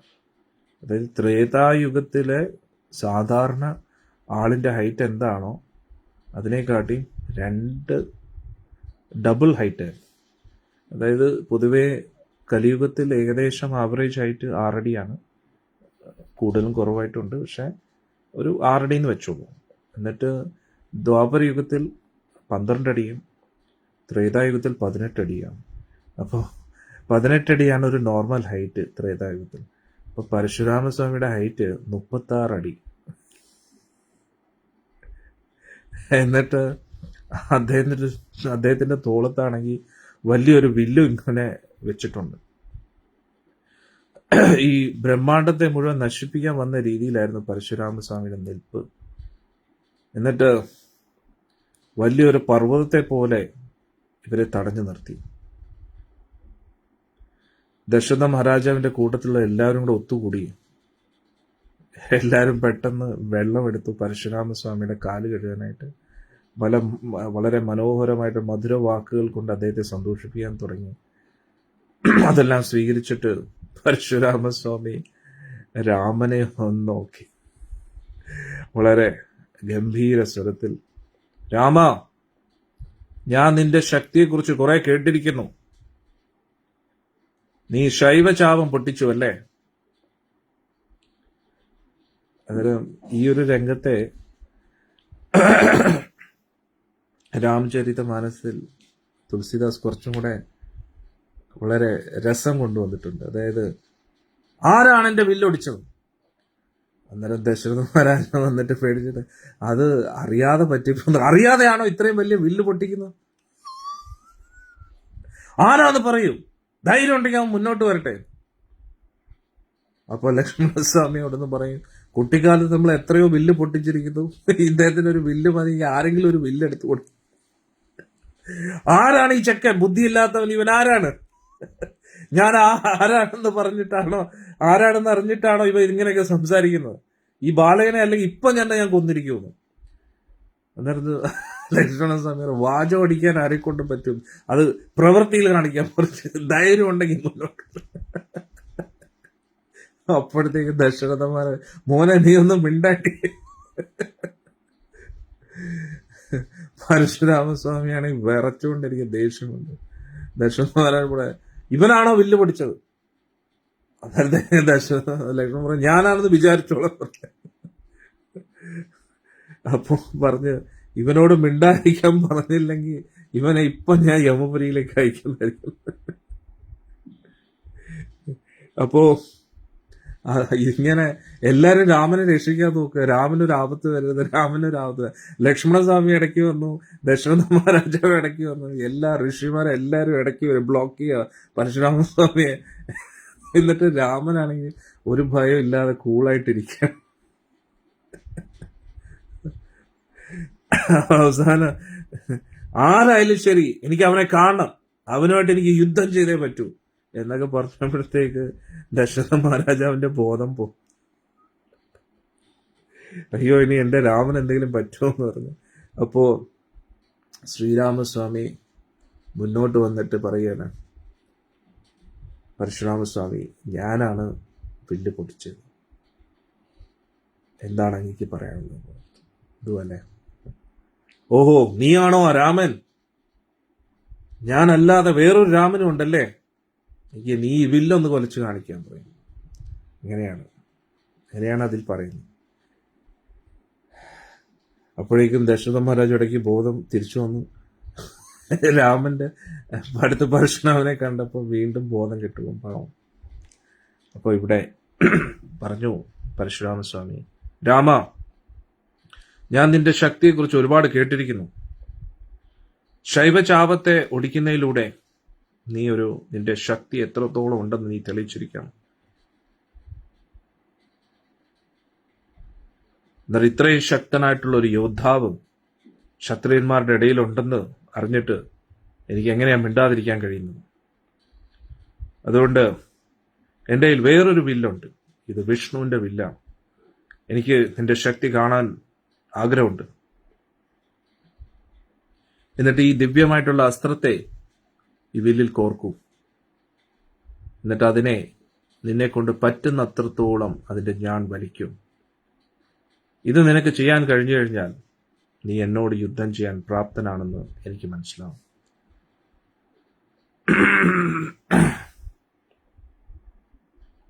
അങ്ങനെ നമ്മൾ തമ്മിൽ യുദ്ധം ചെയ്യാം. നീ യുദ്ധത്തിൽ എന്റെ അസ്ത്രങ്ങൾ കൊണ്ടും വീഴുമ്പോൾ നിനക്ക് എന്നെന്നും കീർത്തി ലഭിക്കും. ഇത് കേട്ടിട്ട് ദശരഥ മഹാരാജാവ് പേടിച്ചു. പരശുരാമന്റെ ശക്തി എന്താണെന്ന് അറിയാം. രാമൻ എന്തെങ്കിലും ആപത്ത് വരുമെന്ന് ദശരഥ മഹാരാജ് പേടിച്ചു. കൈകൂപ്പി പരശുരാമസ്വാമിയുടെ മുമ്പിൽ യാചിച്ചു, രാമനെ വെറുതെ വിടണം.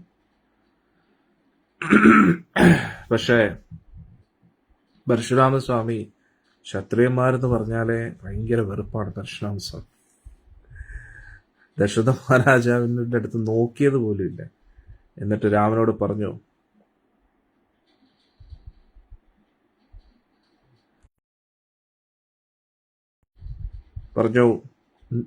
രാമ, നീ ഓടിച്ച വില്ലും ഈ ഒരു വില്ലും വിശ്വകർമാവ് തന്നെ നിർമ്മിച്ചതാണ്. നീ നേരത്തെ ഓടിച്ച വില്ല് മഹാദേവന്റെയാണ്, ഇത് വിഷ്ണുവിന്റെയാണ്. അതുകൊണ്ട് നീ ആദ്യം ഓടിച്ച വില്ലിനെക്കാട്ടിയും ശക്തമാണ് ഈ വില്ല് എന്ന് പരശുരാമസ്വാമി പറയാം. കാരണം മഹാദേവന്റെ ആരാധ്യ ഈശ്വരനാണ് വിഷ്ണു. പരശുരാമസ്വാമി ആ വില്ലെടുത്തു തോളിൽ നിന്നു. എന്നിട്ട് തുറിച്ച് രാമനെ ഒന്ന് നോക്കി, കണ്ണൊക്കെ ചുമന്നു. അപ്പോഴും രാമന്റെ ആ ഒരു ദിവ്യത്വം പരശുരാമസ്വാമിക്ക് മനസ്സിലായില്ല. എന്നിട്ട് പറഞ്ഞു, വിഷ്ണുവിലൂടെ എന്റെ വംശത്തിൽ വന്നതാണ് ഈ വില്ല്, അതെനിക്ക് ലഭിച്ചു. രാമ, ഇത് ഞാൻ നിനക്കായിട്ട് നൽകുന്നു. ക്ഷത്രിയന്റെ ധർമ്മമാണ് വെല്ലുവിളിച്ചു കഴിഞ്ഞാൽ യുദ്ധം ചെയ്യാൻ. അതുകൊണ്ട് നിന്റെ ശക്തി കാണിക്കുക എന്ന്. അങ്ങനെ പരശുരാമസ്വാമി ആ മഹാശക്തമായിട്ടുള്ള വില്ല് രാമന്റെ കയ്യിലേക്ക് കൊടുക്കുക. രാമൻ മുന്നോട്ട് വന്ന് ചെറുതായിട്ടൊന്ന് മന്ദഹസിച്ചു. എന്നിട്ട് രാമൻ പറഞ്ഞു, പേടിക്കുന്നതിന് മുമ്പേ ഞാൻ അങ്ങയുടെ വീരസാഹസ്യ കൃത്യങ്ങളെക്കുറിച്ച് ഒരുപാട് കേട്ടിരിക്കുന്നു. ലോകത്തിലുള്ള എത്രയോ ക്ഷത്രിയന്മാരെ അങ്ങ് 21 പ്രാവശ്യം ഉന്മൂലനം ചെയ്തു. അങ്ങയുടെ അച്ഛന്റെ മരണത്തിനുള്ള പ്രതികാരം അങ്ങ് തീർത്തിരിക്കുകയാണ്. ഇവിടെ പറയുന്നു, കുട്ടിക്കാലം മുതലേ ശ്രീരാമസ്വാമി പരശുരാമന്റെ ലീലകൾ കേട്ടിരിക്കുന്നു.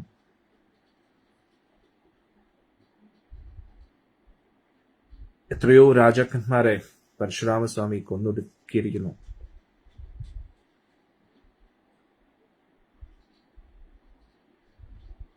പിന്നെ പരശുരാമസ്വാമി വിഷ്ണുവിന്റെ ശക്തി ആവേശ അവതാരമാണെന്ന് മനസ്സിലാക്കുന്നു. കാരണം ഒരുപാട് തപസ് ചെയ്തിട്ടുണ്ട് പരശുരാമസ്വാമി.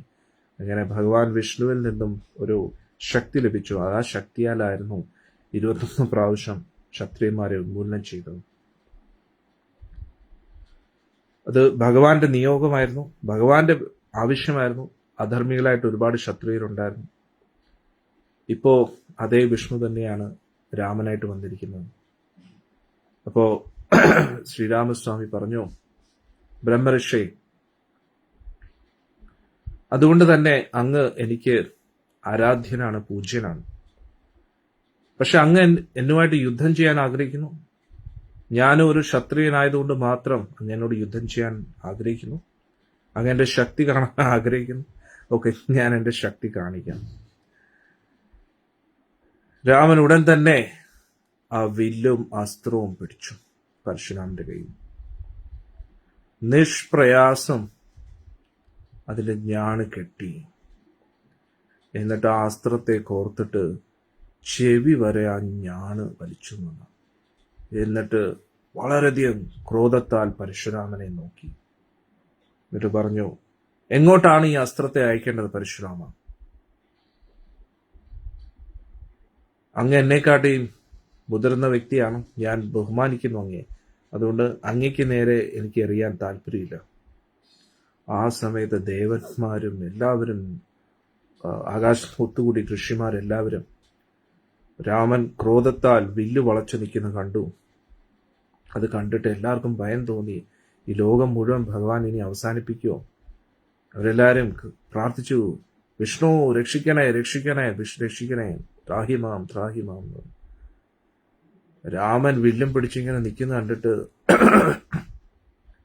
അതീവ സൂര്യനെ പോലെ തേജസ്വിയായിട്ട് രണ്ടാമതൊരു സൂര്യൻ മുന്നിൽ നിൽക്കുന്ന പോലെ പരശുരാമ സ്വാമിക്ക് തോന്നി. പരശുരാമസ്വാമി സ്തംഭിച്ചു പോയി.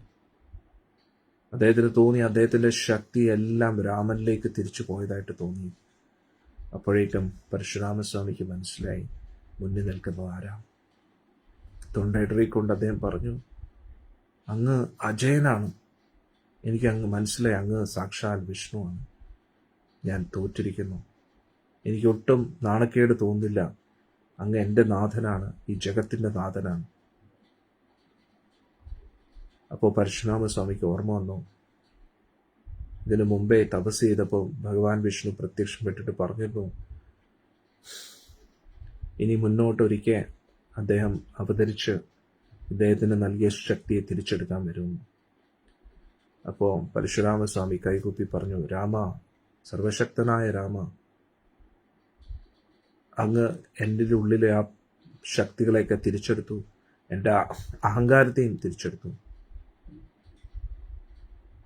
അങ്ങയുടെ ഈ അസ്ത്രത്തെ ലൗകിക സുഖഭോഗങ്ങൾക്കും സ്വർഗീയ സുഖഭോഗങ്ങളിലേക്കുമുള്ള എൻ്റെ ആഗ്രഹത്തെ നശിപ്പിക്കാനായിട്ട് ഉപയോഗിക്കുക. അതിനെയെല്ലാം ഭസ്മമാക്കുക. ഞാൻ ജീവിതാന്ത്യം വരെയും അതിനുശേഷവും അങ്ങയുടെ സേവനം മാത്രം ചെയ്യാൻ ആഗ്രഹിക്കുന്നു. എൻ്റെ എല്ലാ ഭൗതിക അഭിലാഷങ്ങളെയും അങ്ങ് നശിക്കുന്നതിലൂടെ ഞാൻ അങ്ങയുടെ നിത്യദാസനാകാൻ യോഗ്യനാണ്. ഇതാണ് എൻ്റെ ആഗ്രഹം. ഹരേ കൃഷ്ണ. പരശുരാമസ്വാമി നോക്കി നിൽക്കെ, കൈകൂപ്പി നിൽക്കുകയായിരുന്ന രാമന്റെ മുമ്പിൽ ഭഗവാൻ ആ അസ്ത്രത്തെ അയക്കുകയാണ്. ആ അസ്ത്രം പോയതോടുകൂടി തന്നെ പരശുരാമസ്വാമി അവിടുന്ന് അപ്രത്യക്ഷമായി. അപ്പോൾ തന്നെ വരുണദേവൻ അവിടെ പ്രത്യക്ഷപ്പെടുകയാണ്. എന്നിട്ട് ശ്രീരാമസ്വാമി ആ വിഷ്ണു ചാപത്തെ, വൈഷ്ണവ ചാപത്തെ വരുണദേവന്റെ കൊടുക്കുകയാണ്. ദേവന്മാർക്ക് വേണ്ടി അത് സൂക്ഷിച്ചു വെക്കാനായിട്ട്. രാമനും പരശുരാമനും തമ്മിലുള്ള ആ സംവാദം വസിഷ്ഠ മുനിക്ക് മാത്രമേ മനസ്സിലായൂ. പിന്നെ വളരെയധികം ആധ്യാത്മികമായിട്ട് പുരോഗമിച്ച കുറച്ച് ബ്രാഹ്മണർക്ക്, ദശരഥ മഹാരാജാവും മറ്റ് അവരുടെ അനുയായികളെല്ലാം ആകെ വിഷമിച്ച് ടെൻഷൻ അടിച്ചിരിക്കുകയാണ്. അവർക്കൊന്നും മനസ്സിലായില്ല. അവർ വിചാരിച്ചു എങ്ങനെയൊക്കെയോ രാമൻ പരശുരാമനെ സാന്ത്വനപ്പെടുത്തി എന്നാണ് വിചാരിച്ചത്, സമാധാനിപ്പിച്ചു എന്നാണ് വിചാരിച്ചത്. പിന്നെ എല്ലാം വീണ്ടും ശാന്തമായി അങ്ങനെ അയോധ്യയിലേക്ക് യാത്ര തുടരുകയാണ്. ദശരഥ മഹാരാജാവും കൂട്ടരും അയോധ്യയിലെത്തുന്നു എന്ന വാർത്ത അയോധ്യയിലേക്ക് എത്തി. ആയിരക്കണക്കിന് ബ്രാഹ്മണരും പ്രജകളും എല്ലാവരും നഗരത്തിന് പുറത്തു വന്ന് കാത്തിരിക്കുകയാണ് ഇവരെ സ്വാഗതം ചെയ്യാനായിട്ട്. അവര് ആ വഴിയുടെ ഇരുഭാഗത്തും ധാന്യങ്ങളും പവിത്രമായിട്ടുള്ള ഇലകളൊക്കെ എറിയുകയാണ് സന്തോഷത്തോടുകൂടി.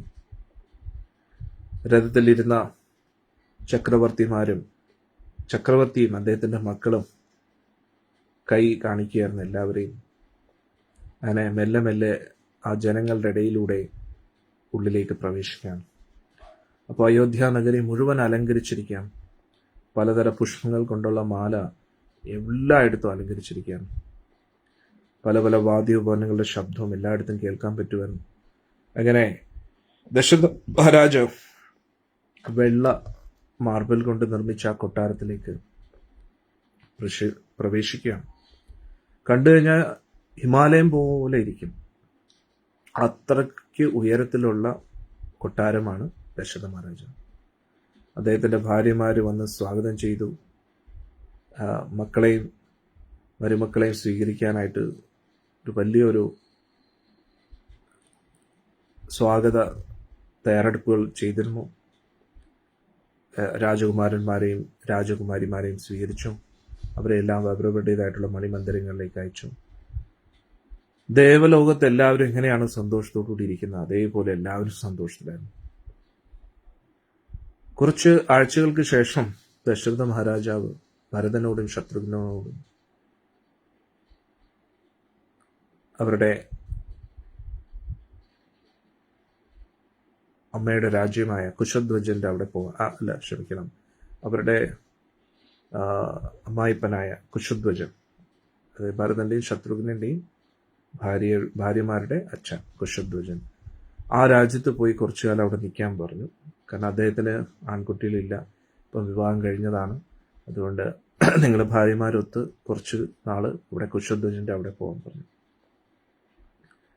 എന്നിട്ട് കുശധ്വജനെ സഹായിക്കാൻ പറഞ്ഞു രാജ്യഭരണത്തിലൊക്കെ ഭാര്യമാരോടൊത്ത്. അങ്ങനെ ഭരതനും ശത്രുഘ്ന സ്വാമിയും അദ്ദേഹത്തിന്റെ ഭാര്യമാരും വലിയൊരു സൈന്യ സന്നാഹത്തോടു കൂടി അവർ കുശധ്വജത്തിലേക്ക് കുറെ കാലം താമസിക്കാൻ വേണ്ടി. ഹരേ കൃഷ്ണ. അങ്ങനെ ഇന്നത്തെ ഈ സത്സംഗം ഇവിടെ അവസാനിക്കുകയാണ്. വൈകുന്നേരത്ത് നമുക്ക് ഇനി മുന്നോട്ട് എന്താണ് നടക്കുന്നത് എന്ന് നമുക്ക് നോക്കാം. ഹരേ കൃഷ്ണ. എല്ലാവർക്കും ഇന്നത്തെ സത്സംഗം ഇഷ്ടപ്പെട്ടു എന്ന് വിചാരിക്കുന്നു.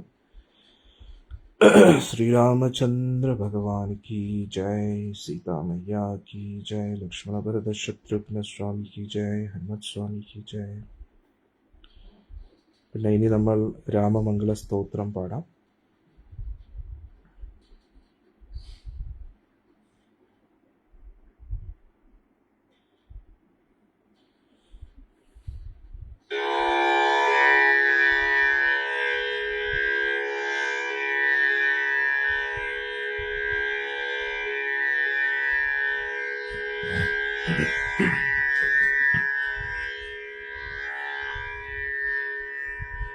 ഒരു മിനിറ്റ്.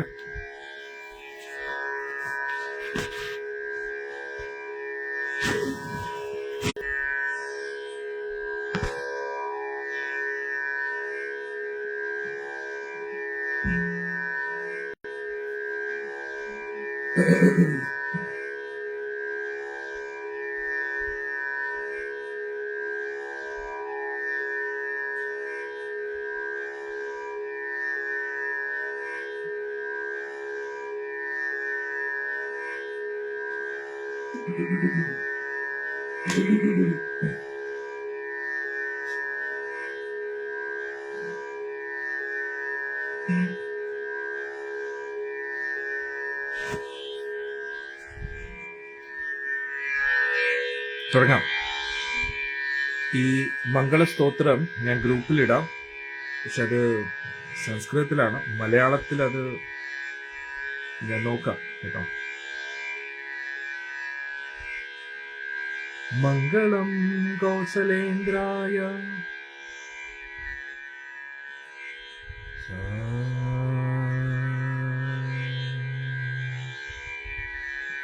മംഗളം കൗസലേന്ദ്രായ മഹനീയ ഗുണാബ്ദയേ ചക്രവർത്തി തനൂജായ സർവഭൗമായ മംഗളം വേദവേദാന്തവേദ്യായ മേഘശ്യാമലമൂർത്തയേ പുംസാം മോഹനരൂപായ പുണ്യശ്ലോകായ മംഗളം വിശ്വാമിത്രാന്തരാംഗായ മിഥിലാനഗരീപതേ ഭാഗ്യാനാം പരിപാകായ ഭവ്യരൂപായ മംഗളം പിതൃഭക്തായ സതതം ഭ്രാതൃഭീ സഹ സീതയാ നന്ദിതാഖിലലോകായ രാമഭദ്രായ മംഗളം വിത്താസകേതവാസയേ ചിത്രകൂടവിഹാരിണേ സേവ്യായ സർവയമിനാം ധീരോദായ മംഗളം സൗമിത്രീണാ ച ജാനക്യാ ചാപബാണാസിധാരിണേ സംസേവ്യായ സദാ ഭക്ത്യാ സ്വാമിനേ മമ മംഗളം.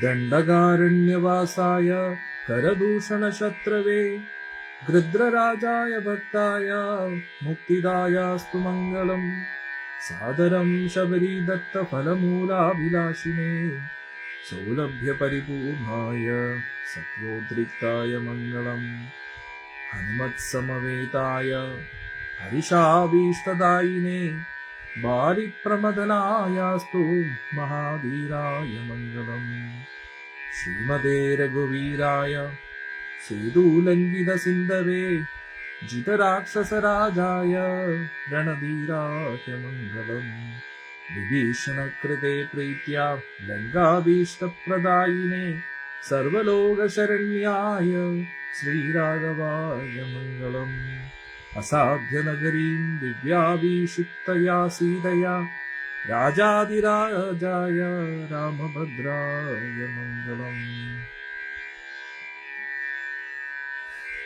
ബ്രഹ്മാദിദേവസേവ്യായ ബ്രഹ്മണ്യായ മഹാത്മനെ ജാനകി പ്രാണനാഥായ രഘുനാഥായ മംഗളം ശ്രീ സൗമ്യജാമാത്മൃതമുനെ കൃപയാസ്മാനൂപേയുഷേ മഹതേ മമ നാഥായ രഘുനാഥായ മംഗളം മംഗളാശസനപരമധാചാര്യ പുരോഗമേ സർവേശ്ച പൂർവരാചാര്യ സത്കൃതായാസ്തു മംഗളം രമ്യജാമൃതമുനിനാ മംഗളാശാസനം കൃതം ത്രൈലോക്യാധിപതി ശ്രീമാൻ കരോതു മംഗളം ശുഭം.